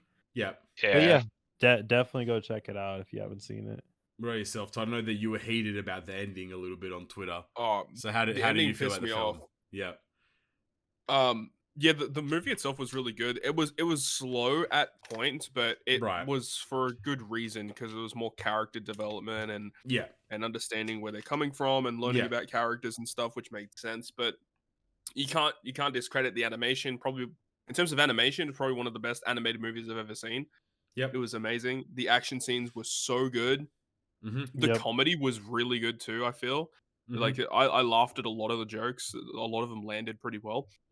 And the overall story, like it was kind of cool. I mean, the villain is kind of a meme, to be honest. I don't know how they're gonna circle that around eventually, but the villain is pretty memey. But yeah, the ending is, I didn't like how they ended the film. Right. So it's hard to say without like spoiling, but basically they basically left the ending as like the ending of the film is like before the quote unquote climax. Oh. And the way that I would have preferred for them to end it would have been similar to Infinity War, where Infinity War ended, whereas like, oh, the villain just straight up won. He just beat everyone. That's it. Yeah. And then they cut off, and that was it. And you had to wait Yeah. till Endgame to see how they come back from that. Yeah. Whereas this one, it's like they had the bad guy won, and then and then like the good guys are coming together, and it's about to be it, and then boom, it ends. Yeah, it's like Thanos. It's like Thanos just landed. And they ended it with Thanos landing. That's fucked. Like imagine Infinity War ended after the 5-year time skip. Oh, like I hate that. He wins. Then there's a 5-year time skip. So what? What, like, the good guys come together. So what? Like when everyone like crowds together, like for the final fight, it just ends before the final fight starts. That's messed up. I hate that. That's basically what happened. I actually don't like. Why would you like? Okay, I'm not gonna say why would you, because every one of my friends that's seen it. Hey, by the way, my friends, fuck you guys for not inviting me out. By the way, first of all. Wow. But damn. Secondly, everyone that's seen it that I've known has said like it's an 11 out of 10 film. Like everyone has thought it's like the best film they've fucking ever watched in their entire life. Do you echo the same sentiment? That's overrated it. No. Okay. Yeah, it's not the best movie ever. It's really good. Hey, listen. I would argue this. That movie was really good, but as far as like movies I've seen recently, and I guess Marvel films, I don't know if I would say I liked it more than Guardians 3. Guardians 3 was fucking awesome as fuck. I don't know if you guys have seen that. I would much rather watch Guardians 3 again before this one. Do you think it's the best animated film you've seen? Oh, that's tough. I definitely liked it more than Mario. Yep, I agree. In terms of animation, it was probably the best I've seen. I'm not gonna lie, I saw the first movie like a really long time ago. Yeah. But I'm not gonna lie, I think I liked the first movie more. I would need to rewatch it though. It's been a long time. I think like when the second part comes out, you just watch them all before, like you watch both films before you go watch the final part. Might be the best way to like smooth into it. I'm definitely the person that say, yeah, I'll do that. I would never do that. Yeah, Never. No chance. Interesting. Knight, are you gonna go watch it at some point? How are you feeling about it? Yeah, I'm planning on seeing it soon. That's good. Yeah, man, it's in my hometown, Queens and Brooklyn. Now you can actually see Flame actually has a cameo in the movie. There's actually like a lot of really cool cameos. Like like for example, they have this thing. It's like in the beginning, like they show this sign that says Myrtle Avenue, and it's funny because like I know exactly where that is. So it's like me and my friends would like freak out about it. But then like obviously people that don't live in New York, they wouldn't get those things. Yeah. But there's like a lot of like really cool things like that. I'm like, oh shit. Like damn, that's like don't worry, I'll freak out. Yeah, I'll freak out at every at the movie as well. They do really good live action like cameos as well. Right. And it's not what you think. It's not like a live action Spider-Man show up, but there's other like little live action snippets in there, and they're really cool. Yeah. Yeah, because like you would think like it would look like shit because like live action and animated. Yeah. But the way they do it actually like it blends very well together. Interesting. Very cool. I like that. That's good. Love Spider-Man. Love it. All right. He's just like a samurai. He's Spider-Man. He's like a samurai. Also, that's a great segue. I guess before we get into questions and stuff. I mean, all right, spoiler part of the podcast, but you guys should be used to it by now. At the end of every off-ep, we do talk about One Piece. All right, let's fucking chat, boys. One Piece chapters that have been released. Oh boy. My Holy days. fuck. Also, shout out to Otto, by the way. in a month. Yeah, I'm shout out to Otto, by the way. Fucking had astigmatism the whole time he was drawing One Piece. Like, that's fucked, man. And the quality of it is still so amazing. That's insane. But all the best for his surgery, and you know, hopefully recovers well and we can get back on track. And he's going to be able to shoot laser beams out his eyes. Bro, I'm gassed. True. Fucking full Frankie type beat, man. But how have you guys felt about, like, I don't even know when was the last time we talked about One Piece. Probably like back when it was still an egghead. But like, how have you guys felt about One Piece recently? Oh man, the whole like Saba reveal with everything that's happened at Reverie is just nuts. I'm loving the Reverie like flashbacks. I think it's so awesome to like kick back to like then and give us all this extra juice, and it's been so enjoyable to just consume as like it's just so good. Almost every chapter in this final saga so far has been absolutely godly. Yeah, it's reveal nuts. after reveal. like I was talking about it with my friend last night. I was saying how when they get up to this part in the anime, like the anime has like they have like their crazy pop off episodes, Yeah. but then like they have like their episodes where like they just have like the D tier animators. Like how the fuck are you gonna have like bad animated episodes of some of these chapters? Like, What's there's the no problem? way. Like, because like the lore drop episode, because like what is it? We haven't seen the Straw Hats in like over a month now, which No, is like that's- crazy. no, that you know? no, that's actually not true. We haven't seen the Straw Hats since March. What? Yeah. Holy shit! Because the last scene we saw of them was when, like, remember how we saw like a Blackbeard pirate ship was arriving at Egghead? Yeah. That was Yeah. the last time we Oh saw my the Straw Hats. god! Yeah, Zoro left and Kaku went after him, and then Luffy and Lucci were fighting. Oh the my Surfers. god! It's been since Yeah. March. Yeah, that's when Saturn and Kizaru were pulling up. That's the Oh last time my we saw them. god! I thought it was been like a month. It's been like 3. No, bro. And then by the time this fucking breaks over, it's gonna be July. Bro, the Stride's in the bin. We're Like, I on. was Fuck, telling we my- don't even I was- need him, man. I was telling my friend, like, yeah, obviously, like, the main characters, that's a big draw for a lot of people. So obviously, at some point, they have to come back. Of But course. to be honest, fuck them. Fuck man. him. Yeah, fuck him. I don't need him. These chapters are crazy. Oda is drawing I mean, hate 'cause- without the Straw Hats. I mean, you got like all the Reverie ship, and then you got like Shanks and Kid, Blackbeard oh, and fucking Law, oh, Blackbeard fuck and it. Boa and Kobe, It's like Blackbeard and everyone really at this point. some of these chapters are crazy. Like you'll have like these random lore drop flashbacks and whatever, and then like the next page comes and you see like Dragon like strangling someone on the next page. I'm just like, what the fuck? It's like, what's Bro, going on? All right, let's chat Shanks and Kid. Holy fuck, man. Omega clap. Bro, bro. Like, God. Shanks different. He's actually like different. Like he really said, "Fuck your power scaling." You know what I mean? Like, fuck you. I'm the strongest man. Man's got that Dude. OP future sight. Dude, 10 He seconds. saw what 10 Kid- seconds. He saw what Kid was gonna do, and he stopped him before he did it. He's like, "No, I can't have you do that, bro. Not today." 10 Bro. seconds into the future. to this day, I still find one of the craziest things about that scene is how he jumped from fucking Elbaf. To Oh, his dude, ship. he got the Nah. hops.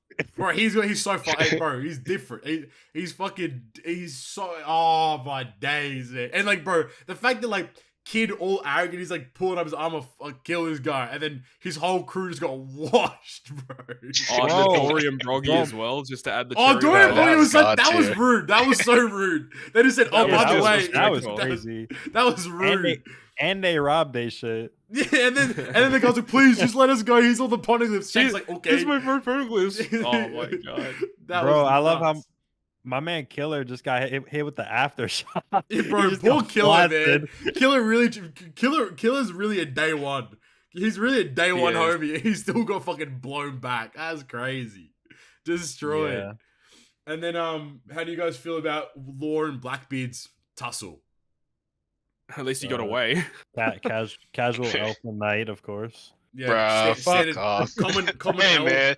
Hey, but Beppo my goat. Beppo my goat. Yo, Beppo was looking kind of crazy. But see, it's to me, it's interesting. Like, surely, like Blackbeard had like half his crew there. Surely they could have fucking killed Beppo. Like, it's an interesting thing. Like how like Oda keeps drawing Blackbeard as like a scaredy cat. You know, he's afraid of like power. Yeah, Bro, he bro, needed all Black- of his people to help. Blackbeard always gets bitched. He does, bro. Rayleigh pulled up on like. No, but Blackbeard is smart though, because he always tries to find himself in the best position to get the wins. Like he knows 1v1 he can't really beat too many of the top tiers, so he just Yeah. runs them back with all of his buddies, and that's how he gets the victory. He plays smart. But surely That's his what he whole crew does. could have just killed Beppo there. Like, okay, Beppo's in Sulong. Well, yeah, great. they probably like, thought he was dead because he Black- was like basically dead, and then he's like, "Oh, let me just do this real quick." But Yeah, I was gonna say Blackbeard's too much of like a question mark right now because every time we get into like a serious Blackbeard scene or a serious Blackbeard fight, as soon as he starts to do his bullshit with like the darkness, like he always cuts it off. So it's like we don't know like what he's actually capable of. So We just know. go. No, I was just gonna say like we know like obviously he has the power to steal fruits. He has the power to hold multiple fruits. But other than that, like we don't really know his like inner workings. We also know like they always say he's like on that weirdo shit, like oh he never sleeps, You or know, we're oh sleeping. people thinks he has like multiple bodies or personalities or some shit like that. But yeah, I feel like we definitely need way more on him before we can accurately judge him. Do you think Blackbeard got Law's poneglyph etchings? I don't know. I don't think so. I don't think so either, personally. I think Nah, my goat wouldn't allow that. Because I think obviously like Otter specifically drew like kid pirates handing it over. Like, it's very specific, right? So there's no ambiguity around it. But with Law's one, it was interesting because like Beppo came in, clutched up, and like he just jumped straight into the water to like go to the ship and save everyone, and and I feel like the poneglyphs would have been in the ship. The ship was destroyed. There's no way. Like I mean, I don't know. Maybe obviously we'll see in the future, but like because actually, like, you know what else is funny that I was just thinking about too is that everyone's trying to get these like poneglyph rubbings, but who on these crews can even read them? No one can. Well, that's the reason that they stole pudding. They stole pudding, yeah. Like Kuzan that's true. They did steal Kuzan pudding. and Van What about Olga Shanks fucking- though? And then Shanks, Law, and Bruh, Kid, Bruh, they didn't have anyone. Shanks probably on some next level shit. He Bro, probably Shanks read probably it. hucking himself a third eye for fun, bro. It's like reading that shit, my man. God. Like he probably has goons somewhere, man. I don't know. He's global, you know. Yeah. And then what about Garp and Kuzan? Oh shit. Oh man. Garp is the goat, man. Garp is the fucking goat. Man pulled up, did a galaxy blast, destroyed half the island and said, damn, I'm weak. That's crazy. I like that was crazy, but I still think Kuzan's on some sketchy shit. Like I don't think he's fully with Blackbeard. Like I feel like he's like, I don't know. Oh, yeah. I feel like he's Yeah. like a double agent. I think it's interesting though, like how Blackbeard, like how he enticed him to join the crew anyway. He was like, "Oh, everyone just does what they want." Yeah, that was awesome. I It was think way it's it was really way too cool. easy. Like Yeah. I don't know. It just seems like Blackbeard just offered him the spot, and he was just like, "Yeah, sure, yeah, I'll come along." It just seemed a little sus. Like, bro, this dude's like a Navy admiral. Like, what Yeah, the like fuck? Jesus. Bro, but God, I mean, when he really is saw him lazy at Marine justice. Ford. Ugh. Bruh. God really fucking pulled up and just said, "Hold that," respectfully, and just like put him in a hole, blue hole to be exact too. Like fuck me, man. I would Garp love- is so I would sick. lo- I would love to see what actually happened with that. Yeah, exactly. It'd be super interesting to see how that goes down. And then we have, I think that's pretty much it in that regard. But then we jump to the fucking Riviere. Oh my god. Oh my god. So Just much had- to unpack there. A lot. I want to In- give a shout out to my man Go. Fujitora, who helped free the slaves. Fujitora is my guy. Fujitora also He gonna be is- a double he is the agent goat. as well. He's gonna be a double agent as well. No, you know what? He He's- just does things in terms of like righteousness. He doesn't care about the Oh, agenda. silly me! I accidentally freed the slaves whoops. and helped the revolutionaries get away. He is the actual fleet admiral. Like, or like on like Dressrosa when he could have like easily meteor strike the strikes, but he's like, I don't want to kill the civilians, eh? So I'm gonna let him go. You know, like it's I mean, it's that one made a interesting. little bit more sense at the time because Fujitora always had the ideology of removing the Seven Warlord system, and he helped, get rid of Doflamingo essentially. Yeah, So I can understand why he's like, "Oh, I'll pay you back by not, Killing destroying you." your whole life and Yeah. career." Yeah. But like, yeah. we have this whole like paradigm of Im now. We know, like, we kind of know a lot more about Im, their abilities. We know we've seen the abilities of potentially the Gorosei. Like, holy fuck! Like, Sabo pulled up on Im and attacked them, and then he got blown back by one attack. Like, bro, god damn, Im is strong and as fuck. he named his attack after like a chess related thing or something. Yeah, that's like Yeah. But it's weird. It's like just an arrow. Like I don't understand what it's trying to be right now. Nah, I don't think it's an arrow. That looks like Or a very tail? old. It looks like an old school demon tail. That's exactly what that looks like. Do you think everyone like, because everyone's like, I think there was a few theories floating around, like he has the devil fruit, like he's the demon, and then obviously Luffy has the god fruit pretty much. So like, you have like heaven versus hell, God versus the devil type beat, like light versus dark in a sense. But That'd be an interesting parallel where like the devil or like the demon of the world sits at the top of the world. yeah, exactly. Like That is interesting. but also like Vivi, fucking, she pulled up now. Now she's important as fuck. Like, it all makes sense why she was an Yeah, honorary Wapple? star. My God. Wapple is the goat. Yes. You can't spell Wapple without W. That's what I. Hey, let Yes, them sir. fucking know, dude. Yes, sir. Wapple is the true That's goat. crazy.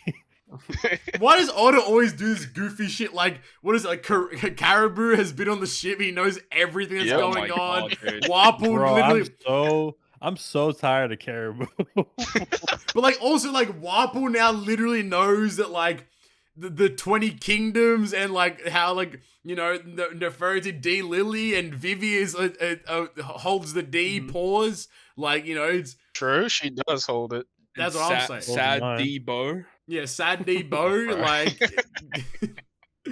it's nuts. Like that whole 20 kingdoms thing is crazy. Like and then like Oda is in his fucking bag right now, man. It's fucked. How does he do it? How are you that good Yeah. at what you do? You know what I mean? Like, how are you that fucking talented at what you do? That every time you just put pen to paper, it's a masterpiece. Oh yeah, and it It's was also nuts. cool to see CP0, like the other CP9 members, I like hate that. what is it, Jabra and all How, that, and how did Fukuro and all that. How did Fukuro become a CP0? They're running out of people. Chop up my head Yeah, ass, you're mate. right. Like, come on, dog. Bro, Like, Man. Where's that guy from Wano? that's what I'm Because one of them saying. got because obviously one of the guys died because Kaido destroyed He him. literally got but then murdered. the other one got away, so he's out there somewhere.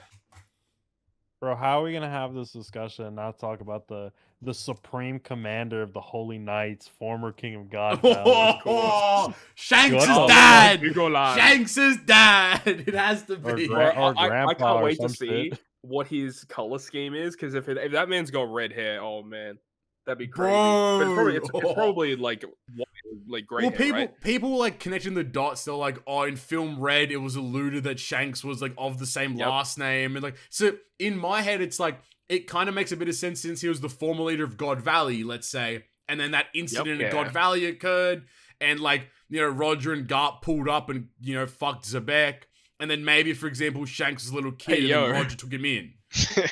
I was just gonna run with it. You know what I'm saying? Well, yeah, because in film Red, I think it revealed that like they took in Shanks as the baby.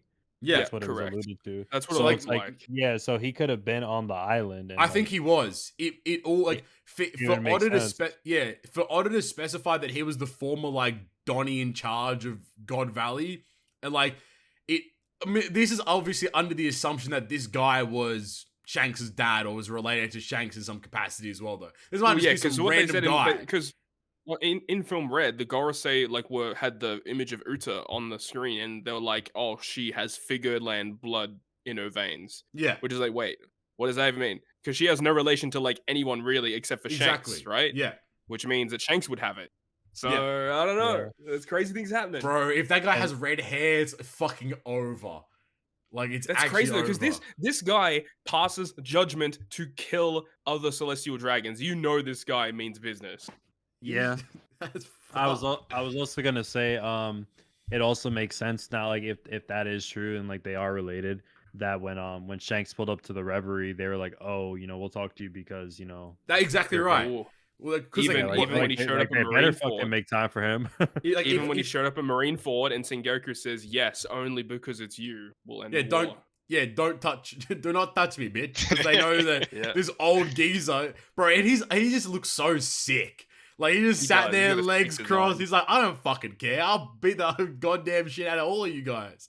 There was also something else that was discussed in the community, because when we had that scene where Shanks met Whitebeard on his ship for the Yep. first time, Yep. Whitebeard looked at Shanks and he says like something along the lines of like, "Oh, you remind me of how I got my scars," or whatever the fuck. Yep. But when we had the flashback to God Valley or whatever it was, people think that because Rox was there, that potentially the Garling guy was the one who scarred Whitebeard for the first Yeah, time. I think I would. But then I again, would- how would Whitebeard know that is his dad?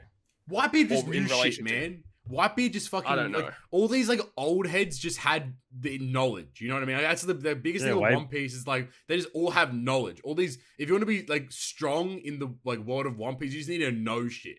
You know, like that's Yeah, I why was gonna say, Doflamingo is didn't- so strong because he knows everything. You know what I mean? Like Doflamingo had so much knowledge.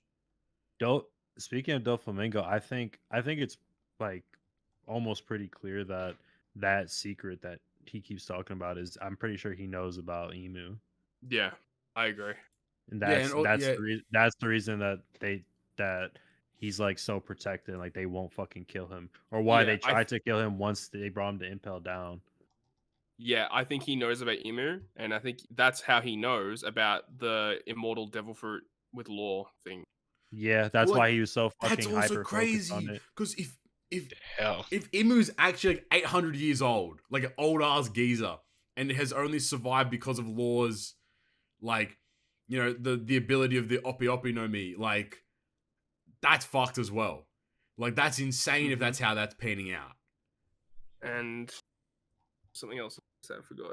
Also, did we know that guy's, like, that that Don's last name was Don Quixote? Yeah. I didn't remember that. When I saw that, I was like, holy fuck. Like, that's sick as well. Yeah, we knew that shit freaked me out too. I read that, I was like, huh? I was like, that's him? Wait, how do you guys feel about Oda stealing a line from Kishimoto? Yeah, bro, people are so heated. People are so heated right now. Apparently, like the line anyone who protects scum is lower than the scum they protect, or some shit. Supposedly that line is taken from, was it from Bleach or some shit? That's from Naruto. No, it's from Naruto. Like, there was also like somebody was making like Bleach connections too. Like that was similar to what Bleach did as well. And it's like, shut the fuck up. Like, they're all friends. You don't realize that all these mangaka so homies. Mangas can copyright sentences now, can they? They can copyright words, actually. Don't say protects scum, because fuck me. You can hold that, bud. Like, it's a bit backward. Like, shut the fuck up. I hate Annie Twitter. Annie Twitter can lick my fucking Annie balls, mate. Because Jesus Christ, you guys are weirdos. Yeah, just they fuck are off. strange individuals. Just enjoy the just enjoy the product that we have. Like, just have fun. Yeah, why do we gotta fight about who's better? Why can't we just? I think Naruto's stronger than Luffy, bro. Who cares? They're just who gives a shit? Just fucking enjoy the content. Have fun, man. Talk about your own show. Don't shut up, man. I'm really looking back on this guy's design again. It's fuck me, he's sick. He's so sick. Bro, legend Garling figure lamp. Oh yeah, maybe in fucking 15th anniversary, bro. I'll see you there. No, that's the thing as well, is because of all of these back-to-back heat in these chapters, dude, Treasure Crew's gonna go hard with this shit. My walls already fucking. Also the Seraphim crocodile. Everyone's complaining about the scar on his nose. I did see that. How do you guys feel about that? It's like, whatever. Like, who cares? They just copied what he looked like. Like, who gives a shit if he has a scar on his nose or not? Like, I kind of get what they're saying though, because it actually depends really. It's like, were these Seraphim, were they grown or were they built to be like children? Because if they were grown, that doesn't make sense for him to have the scar. I feel like they were built. No, like they have to, because like, I feel like they were. If they were built, then him having the scar is like whatever. But also, like, yeah. Who cares? Well, like, true. Personally, for me, I think it's cool. I think it looks hard as fuck, bro. He looks sick. Like, dude, you know the Dofi Seraphim is an absolute menace. Oh yeah, yeah. That dude is a demon. Yeah, dude. I was gonna say, as far as Croc, this one I know kind of like debunked that theory that Croc was a woman. Kinda, yeah. Actually, that's fair. Yeah, I can feel that. But now it still alludes to the question of what does Ivankov know about Crocodile? Because we still don't know about that. He's the son of Emu. He could just be gay. He could just be gay. Pride in that. It's Pride Month. Pride Month, guys. Yeah. How do you guys feel about the Gorosei's titles? Defense, Science, Warrior God, Environmental Warrior God, Justice Warrior God, Finance Warrior God, and then Agriculture Warrior God. Like, how do you guys feel about like their titles? Does that mean that they're a part of the quote unquote God Knights? Maybe. Like, that would actually make sense. Figureland is a God Knight too. He is 100%. He's a God Knight. I think he is probably that one at the very front that, you know, everyone's like, oh, that's Shanks. Shanks. I think it's him. That would make sense for it to be him. That's definitely him. Yeah, without a doubt. I I think their names and stuff are badass. But like yeah. as of recently, like I've kind of in a way lost a respect for the Gorosei because like they're just kind of pussies. like they're emus bitches. I don't They I are. don't to be honest, like I don't even know if they're fucking people. Like I don't know if it's like if they're just like Are they maybe some clones? Are they just iterations of demonic emu. visions? Like Yeah. are they his fucking demons? Like I don't know who these people are. Right. But like I don't know. I just feel like I feel like everything that they've done and said in this entire series has basically probably been from Emu. Yes, 100%. Every So, decision they make has to go through Emu. Like it just does. It seems. So like. I still think that they're badass and all, but like I've kind of in a way lost a little respect for them. Well, Also, that's why when Saturn's heading to Egghead, so maybe we'll get some more shit from him. but 100% we'll we see. would. Bro, What- the craziest part about the egghead thing is the way that they're talking about it, like this incident, like it sounds like Yeah, all this other shit is gonna be like nothing compared to that. yeah, I'm- because like you're gonna have yeah. Luffy, you're gonna have CP0, Blackbeard potentially, and then a Gorosei member and Kizaru on this one island. Like, Okay. what the hell? Do you think Luffy loses the Egghead fight and they just like run away kind of thing? Because you saw Kid lost his fight, Law lost his fight. I You know, think Luffy I don't- surely he can't keep up with fucking Saturn and Kizaru right now. Or you think he loses his fight and then Vegapunk is gonna get the Straw Hats out of there with some contraption or Well, some because shit? what? Okay, so like my head canon right now is you have Vivi is on. I think Vivi is with Warple on Yeah. Big Morgan's With ship or Morgan's, whatever, yeah. and I feel like they're probably gonna go to Egghead because I don't know, like just story plot and like I think you know, they're gonna go back to Alabasta. I think that Vivi will end up going back to the Straw Hats, like on the ship. I agree. I agree. I think like at some point it's gonna happen. But in my head canon, I think the Straw Hats lose and then they just like they run away. You know? Maybe together as a crew they just disappear somewhere. Maybe they go back to Wano and then you get a time skip of like training somehow. I don't So I know feel like because like They would I have also to agree. lose. I can't- agree, but also I feel like straight after Wano, I don't expect them to lose. Like I feel like they're at like their peak power right now. But you have I- Sadness pulling up right now. Like we just Bro, saw Yeah. like bro, my man just beat fucking Kaido, bro. My man's not going down. he is. Kaido, bro, I'm gonna keep it a stack with you. I think Prime Kaido versus Prime Luffy. I still think Prime Kaido wins. Oh no, we're turning into Annie Twitter. No, fucking stop. No. We're not power scaling this shit. Remember what Oda said. It's a 1v1, always bet on Kaido. And, And, like, that you whole know, fight was never a full It was- one-on-one. And bro, Kaido took like a fucking million bits of damage from like 40 Kaido- other goons. Whilst I- carrying an entire island. Fucking Kaido fought 40 people. That's what I mean. Yeah, and Kaido's a and super boss. Luffy won because of fucking plot armor. Let's be real, you guys. Come on, Luffy died. Technically, Luffy Nah, I'm- died. Like, let's be can't- realistic. I can't see Gear 5 getting dusted. That would be Bro, crazy. Gear 5 couldn't even fight the Seraphim. I don't give a fuck, bro. Luffy can't even kill a Seraphim. Like, what are you talking about? Luffy and Oh. Lucci can't even take Well, out a actually- Seraphim. Actually, wait, have the Seraphim even ever shown them with their flames going out? Have they always had their flame on? I think Zoro mentioned it, but I don't know if we've Yeah, he seen. mentioned it. But we've if their seen flame them never going goes out, they literally can't die. They can't lose. I don't think. You Yeah. know? Yeah. So, like, bro, Saturn's gonna fucking pull up and fucking do some crazy shit, man. I think the Strides are fleeing. I think they're gonna somehow run into Vegapunk because of plot, and like pick him up I think and get out.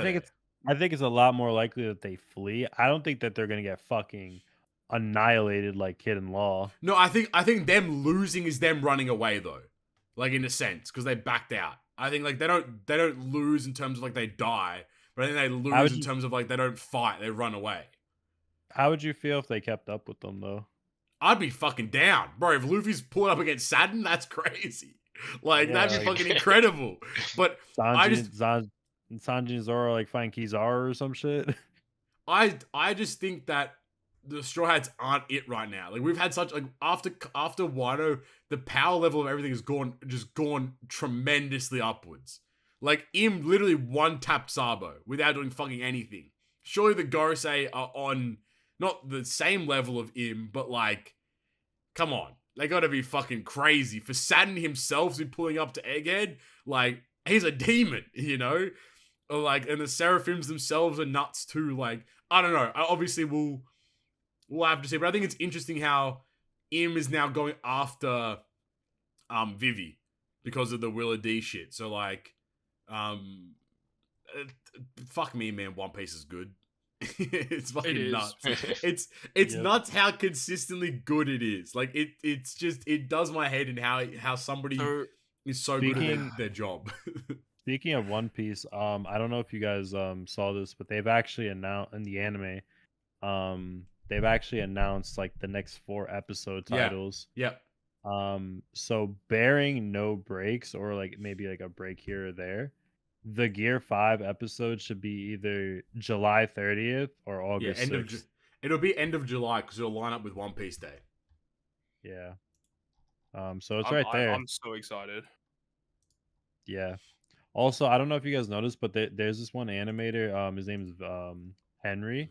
Yeah. He's leading one of the episodes. He's directing one of the episodes, right? Not only is he directing, it's the kid-in-law. It's basically when they kid-in-law versus Big Mom Ep. Yeah. But he's doing everything for the episode. He's doing the animation, directing, the storyboards, everything. He's like doing I think it's the first time in One Piece history that a foreigner has directed an episode as well, which is fucking crazy. Yeah, it's his first episode too. So, bro, he's full like bait tweeting because he's the guy that did like, do you know how like how like they had the auras and stuff on like the one on the like when it was like really like, you know, I love it because he's like, I'm doing everything. I'm doing the auras, I'm doing the colors, I'm doing the beam, I'm doing everything. He's tweeting about it, and people are gonna be so mad at him. And he's like, fuck you, I get to do it, you don't. So hold that respectfully, which I just love. That's a lot of pressure though. Oh, without a doubt. Without a doubt, man. dude. Yeah, it's like the biggest moment of this dude's career. Yep. Damn. But like, bro, like, but if he knocks it out the park, man, like that's massive. That's huge. But let's fucking just talk about like for such a big episode to be given to him as well. Like that's a lot. That's a lot of trust. That's like that's what I mean though. Like that's like clearly showing that like these animators are, these directors and such are trusting, like, you know, trusting these like foreigners. Like, look at Vincent. Holy fuck, Vincent Chanson is hard. Just like, and I think he's French, like, which happens pretty commonly, but like he is probably the best animator out there. Like, period. There's no one that steps to him at the moment. Like that old King and Zoro. Oh my god. Oh yeah. God. Oh, we got fed good. Like that was good eats. You know what I mean? That episode is retarded. Like it's not okay how good, like how just good it was. You know, like it's not okay. Like how the quality, how the fuck is One Piece a weekly anime? Like a weekly anime. They go crazy. Like, bro, like part of me like loves weekly One Piece, but man, imagine if it was seasonal. Yeah, I wish it was like seasonal, like how like they do Demon Slayer, JJK, and like we had like no bullshit, just straight raw episodes. content, no filler, straight no raw, bro. It would be the best. Like it'd be crazy, man. It's nuts. It's absolutely nuts. Like it's, I think it's good though. I think it's cool that they're like they're giving a lot more respect to these foreign like animators and storyboarders and directors and stuff too, because like we all love One Piece, man. Exactly, you know, and I think that if you want One Piece to flourish in every capacity, like, you know, having like, I'm just gonna say it verbatim, having a white person like take the helm is gonna just bring people in to like consume the content, because now it's more accessible in that kind of regard, and you know, you keep going forward in that kind of capacity. So like, I think it's awesome for him. I think it's really good for him to be able to go do that. And I think that One Piece just keeps on getting better and better. And we pretty much have a date now for the Gear 5 ep as well, which is going to be absolutely bonkers too. Like, fuck, we're eating good, man. What a time to be alive, bro. You know, sometimes I think about like, damn, man, life be kind of shitty at times, but then you sit there and you're like, bro, I was born in the same timeline as One Piece existing. Like, that's fucking kind of tight to begin with, all in all. So, you know, I'll take the good and the bad, you know. Yep. All right, I think that's it. Everyone's had their fucking nerdgasms now. Yes, sir. from the episode to everyone's favorite section before everyone's favorite section. It is the shout outs. Well, hey. Yay. Hey, yo. As per usual, if you've enjoyed today's episode, make sure you go down there, hit the like button, hit the subscribe button. What are they commenting today? Flame. Spider in the conversation down below. I'm stalling because I didn't get the list of peoples that have supported us, so give me 2 seconds. Okay, and if you want to go down there as well, you can hit the join button. There's a bunch of different tiers to support us at. Any little helps, and we do greatly appreciate it. We can use it going forward to make our production even better. But that being said, I'd love to give a shout out to our GGP producers of TheLordShiro and Alex Wisniewski, our perfect member of Bryan, Kisa, McDermott, our great members of Cody, Cswins, MyDrunkenMoneky, and Kataki Bonji, and our good members of Ryan O'Leary, aka Ryoiin, Stump, Red Haley, Dr. E Recshin, and Wankafella. Thank you guys for your continued support. We do greatly appreciate it. And from everyone's favorite section to the actual favorite section, it is the Q&A. The Q&A. As per usual, if you have any questions, send them through to us at GGP Podcast on Twitter or via our YouTube community tab. First question coming in from TheLordShiro. He asks, what in your opinion is the most important factor in rating a video game? For me, it's the story of the game. For example, I rated Pokemon Violet a 9.5 out of 10, mainly because of how amazing the story was, even though it was glitchy, but glitches led to funny moments that make games better. How do you guys look at rating a video game that you've played? Probably just the act of playing the game itself. The actual gameplay is what I would say is the most important. Yeah. Like, graphics don't... I think a lot of people would agree that graphics is nowhere near the most important factor of a video game. Yeah. The story, I can understand why people would want that. I completely agree that's a pretty fair assessment. But, I mean, personally, I like the gameplay the most. Yeah. I think, for me, it's about the overall experience. Like, it's you have to encompass everything in all in one. Like, you can't just, like... Some people like the music as well. Exactly, Yeah. So, like, you kind of like look at it like, as an entire experience as a whole. Like, for example, like one of my favorite games of all time is like the Binding of Isaac. There's like no story to that at all. But like the fact that the gameplay is so tight and really well made, the music is fantastic. It feels eerie. Like the gameplay is sharp. There's things to do. Like it as an encompassed experience, it's incredible. But I think like I don't think I could rate a game in terms of like 3 points for music and 5 points for story. I guess you could do that if you wanted to get granular, but I guess I just sit there and I'm like, did I have fun? Yes or no? And that kind of then determines the rating I would have for the game as a whole. Yeah, I could agree with that. For me, it's like it's not really just one thing. It's more of like the overall experience, but it's also like for me like how it affects me and like how I'm reacting during it. Like I could enjoy something, but like if I'm not like into it, if I'm not like emotional or whatever, like I could definitely see myself not rating it as high as something that like really affected me. Yeah, I agree, 100%. I can get behind that. Yeah, I was just say like. Similar to what you guys have said, like depends on like how much fun I am having like playing the game and like how much like the game like draws me in where when I'm not playing it, it's like do I want to just hop back on again or like sort of like I guess not addiction, but like the like draw to like continue playing the game. I'd say like that's like how I rate games, like games that I really enjoy playing. I would say I'm more likely to get on, especially like when I first like played a game rather than a game where it's like kind of like, yeah, this game's all right. Yeah. Something like that. I agree wholeheartedly. All right. Next question. From Obsidian Steed. He asks, what is your number one devil fruit where people gas up immensely, but it's actually terrible?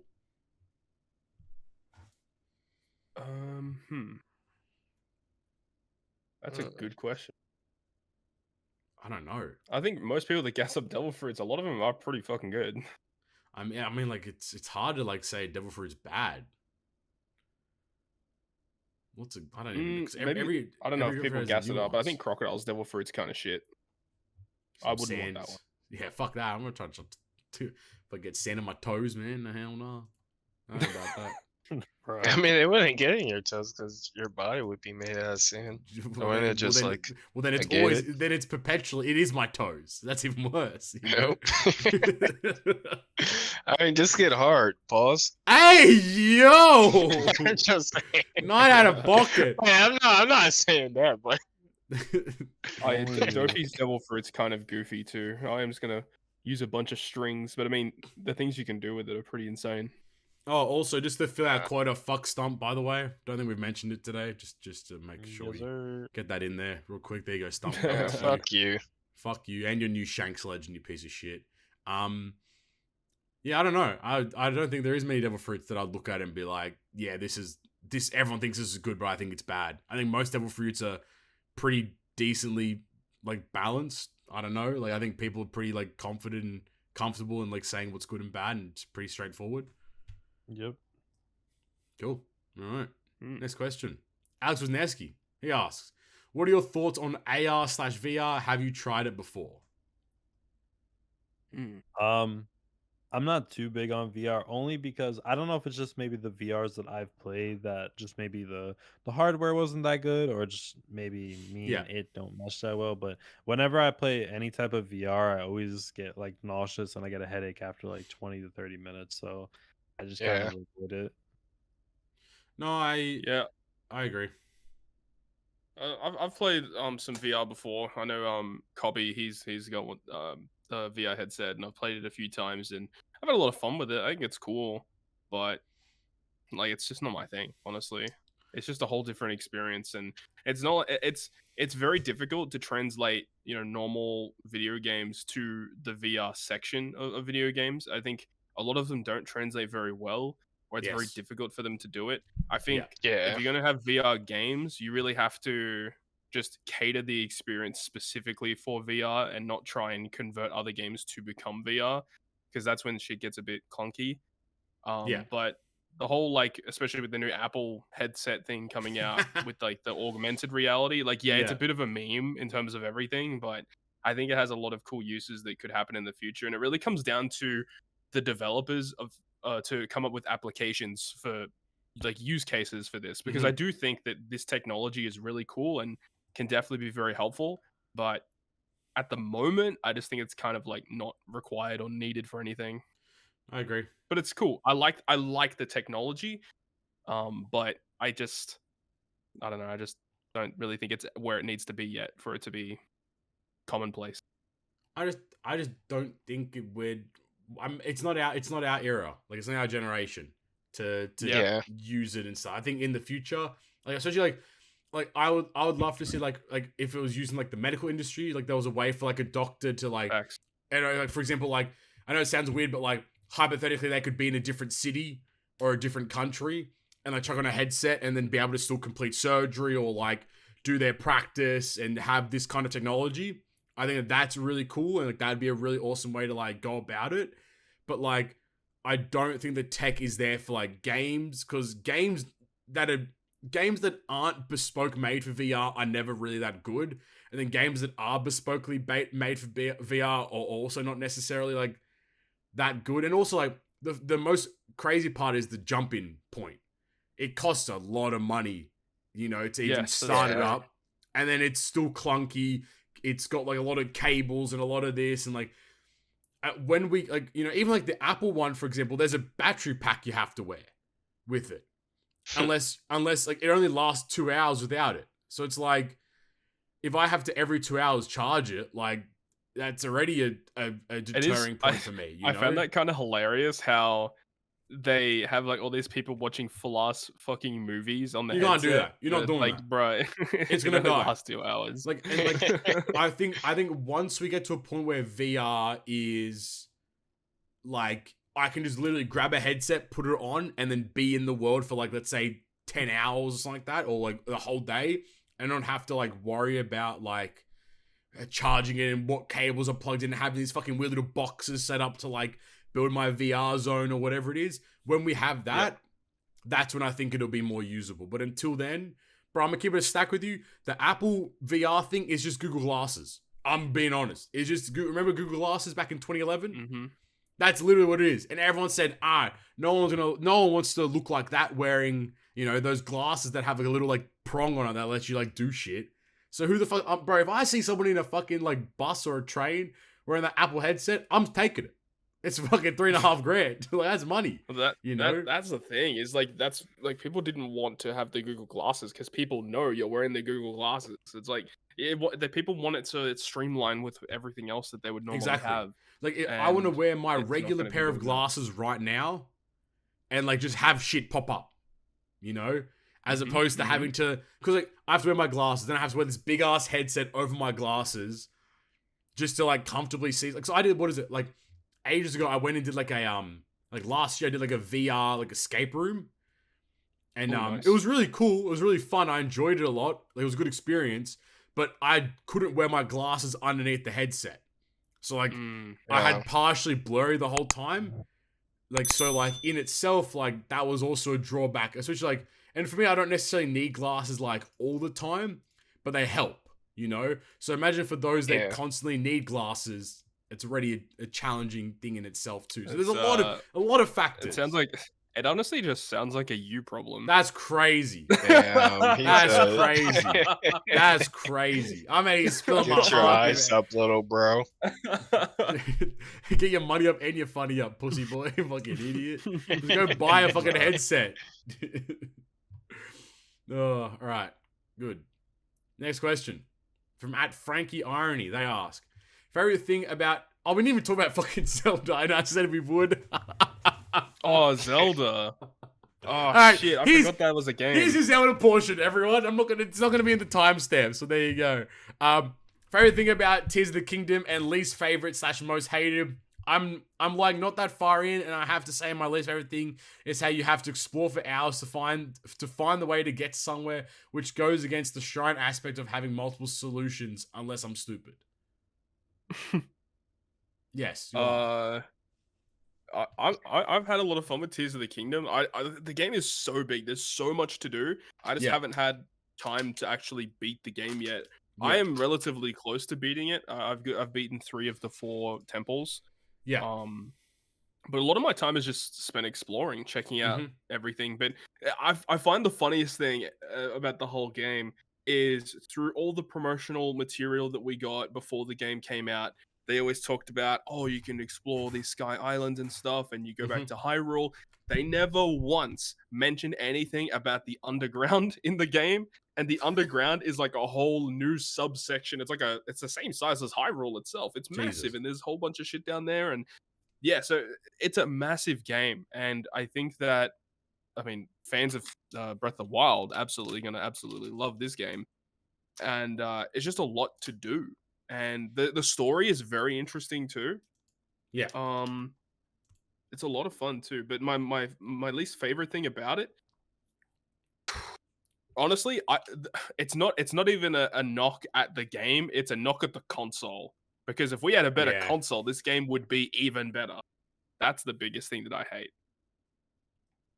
Yeah, I feel that. Flame, have you played it yet? I played it, but I kind of I fell off a little bit because I've been doing some other stuff. So okay, I will comment on it on another day. All right, we will. I promise. Next time we'll talk about it. I swear we will. But yeah, okay, cool. Knight, have you touched it at all? No, I haven't touched it yet. I would say my favorite thing about the game though is just like the clips I see of fucking Link at a fucking forklift. Yeah, that shit. It's like, what the fuck? This is just crazy. Man's fucking doing some crazy shit, man. Yeah, I love it. I think it's good. All right. Next question. From AMAW92, they ask, question to Totsuki, what happened to the Legends of OPTC series? Am I missing anything? Oh, yes, about that. So basically, before I went to the States earlier this year, I was doing all the episodes. And then when I went to the States, I didn't really have enough time to make episodes while I was over there. And since I've come home, I haven't gotten back into the swing of it. But yeah, I have also been asked this question privately by another individual. So yes, I will be, like, the series isn't over. It will still be happening. Don't know when, but it will be. Legendary CC exclusive coming back. Love that. Next question from Captain Musashi. They ask, where are the colas we used to get on Coliseum? All events they don't drop more colas. For now, only Blitz and PKA. Yes, you are correct. Bandai. Yep. Bandai genuinely can use resources to go back into old bits of content to remove cola as a drop. That's crazy. So the only way you can actively farm cola is by playing PKA or by just genuinely purchasing it from the raid shop. Those are the only two ways you can do it. It's so dumb. Yeah, so there's no way to actually farm. It's crazy. Yeah, because like we had so much cola because that's what I'm saying. It's so weird. We're capped at 999. They increase the cap, and then they remove all cola, and then you need so much cola to get these modifications on your ships, and it's kind of a joke, honestly. Yeah, like it doesn't make much sense. And I think like in your video the other day talking about the new ship upgrades, like you can get 10 super cola a month. Or a season, which is pretty much a month. Yes. You can get 7 from the mission rewards and 3 from the shop. And like whatever drops you get playing, right? Like, in that capacity, it's a minimum of 2 months per ship.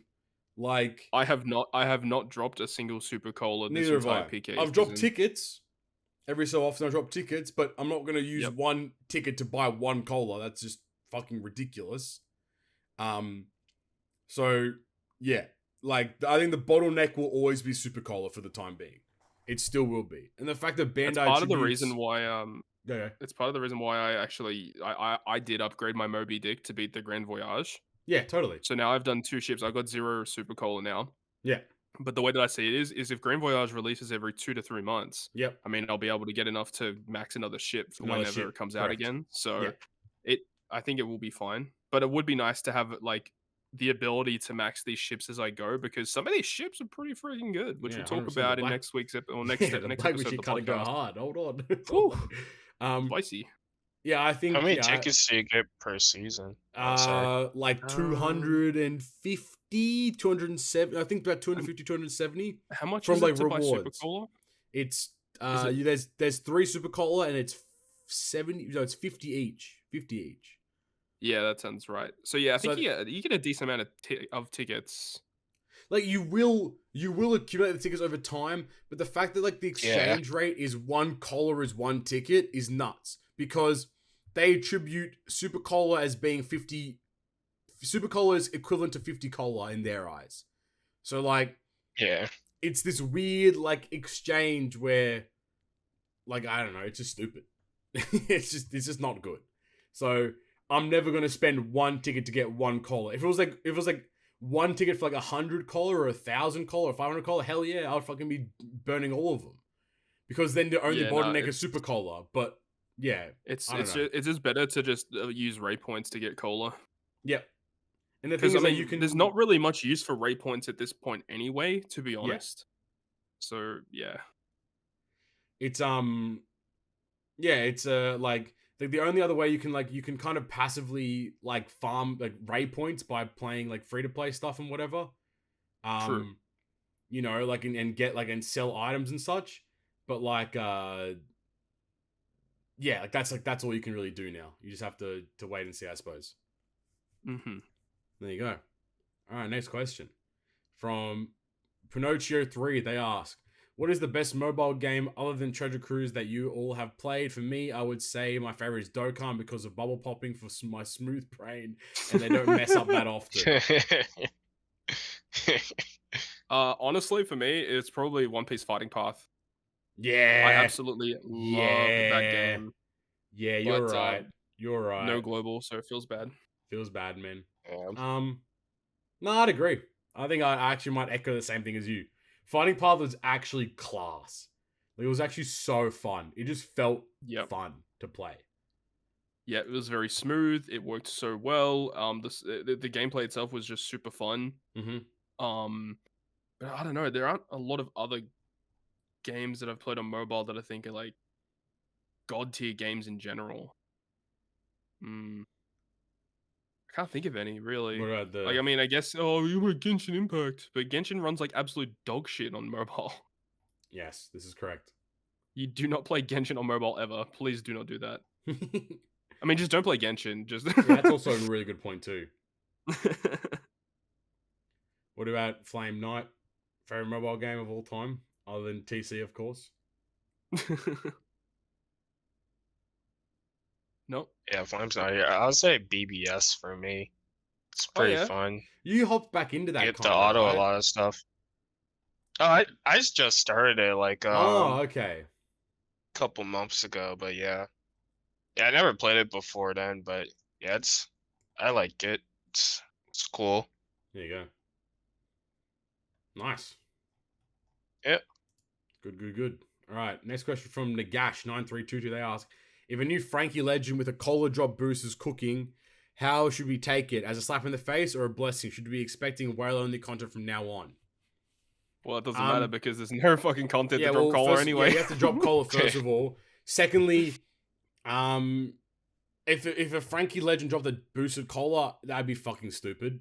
Like I think that's ridiculous, but it is what it is. Should we be only expecting WoW content from now on? No. I don't know. PK is pretty accessible in all levels. I think PK is a shit game mode, but it's fine. Like you can still play it in all capacities. Yeah. So like it's I wouldn't very really accessible. call it whale content. Exactly. No, whale content is Grand Voyage. Yeah, that's pure WoW. Don't even touch that. I'm not touching that shit at all. I don't care about it. Like, you know, so like, yeah, I think right now the game's fine with what it's released. It's just I think the problem is still the lack of content is the problem. It's not it's not the quality or the difficulty or whatever it is. It's the lack of content is still the biggest issue. Next question from Red Halo. He asks, who is everyone's waifu in Star Rail? I'm a Dr. Natasha. Oh. Oh yeah, shout out to Natasha. That's the only one I know. Yeah, I don't know Kafka, so I'm Kafka. I'm Kafka. Mommy Kafka, let's go.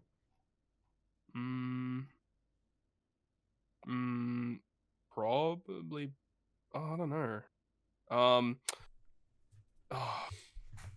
don't know. I'm just gonna say Bronya for now. There you go. Sorted. Next question from Wankafella. Pause. Hey guys, sorry my last joke wasn't a hit, but here comes another one. Where did Alba get all his good looks from? Oh god. Where? Duh, his mum, Jessica Alba, the ultimate waifu. I hate this guy. I mean, you're not wrong, but just stop. Isn't Wankafella a dad? Man like that. Isn't Wankafella a dad? I thought he was a dad. Yes, we're in dad joke city right now. On that note, since we're talking about waifus, is Alba the ultimate male husbando in One Piece? Who are your top 3 male waifus be? Cheers, Wankafella, open parentheses, no homo, close parentheses. Top 3 male waifus. Fucking, I don't know. Yeah, Alba would be up there. Alpha's sure. number 1. He's Alba's a Chad. number 1. Rayleigh, he's a dilf. He's a gilf. Same shit, I don't know. Oh my god. I would also say Zora. Zolo, Marco, he's kind of hot. He's also a bird, so he's also kind of hot. He's also a phoenix, naturally kind of hot as well. Katakuri. Slam Jam, he's big, you know what I'm saying? Okay. Hey. Law could rearrange my guts. Oh my god, dude. God. This fucking guy.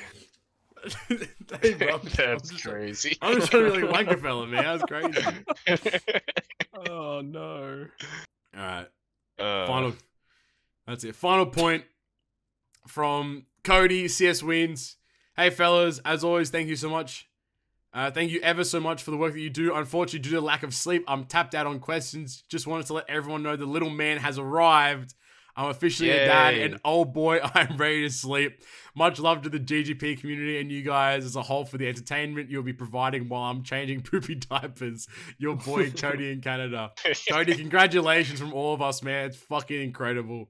You know, it's really cool to see. Dude. I think you posted some photos in Todd's Discord. Very sweet. You know, and I think all the best on the journey of being a dad, you know, like, it's fucking cool. I think it's so cool that we've had like a viewer like just like progress their life and we're all still sat here fucking doing nothing. Yeah. For he has a girlfriend, that's crazy. You know, he has a wife even, that's fucked. He has a whole ass wife and a whole ass kid. Probably has a mortgage, a nice house, really goes on holiday. Like, damn, man. Good on you, Cody. Good on getting out of the box, man. I mean, if we quit Treasure Cruise, you know, we might do the same. Maybe that's how we progress our lives. We just have to quit Treasure Cruise and move on. Episode 100, I'm doing a poll. Do I quit Treasure Cruise, yes or no? That'll determine everything. I think that's it, though. That's it for us. You know, well done. We had Mr. T, aka Todd Knight, who remained in pocket this episode. Well done, buddy. You had Flame. Yes, sir. He stayed the whole ep. He was actually here the whole time. That's a dub for Flame. And then you have me, stock standard, you know. But as per usual, if you enjoyed today's episode, make sure you go down there, hit the like button, hit the subscribe button, hit the join button if you want to support us further as well. And then the word of today was Spider in the comment section if you made it this far too. You know, go down there as well, hit the link tree link, linktr.ee/perfect. You can find all of our social medias, Twitter @GGP Podcast. You can find us on anchor.fm/perfect as well. And on the main audio platforms being Spotify, Apple Podcasts, and Google Podcasts as well. All of our personal social media links will be down there in the description. So make sure you go follow, like, subscribe, do all that kind of fun stuff. But with that being said, I've been Captain Papi, Flame Knight, and Todd. Thank you guys for listening to our episode. Talk to you guys next time. Peace. Bye. Bye-bye.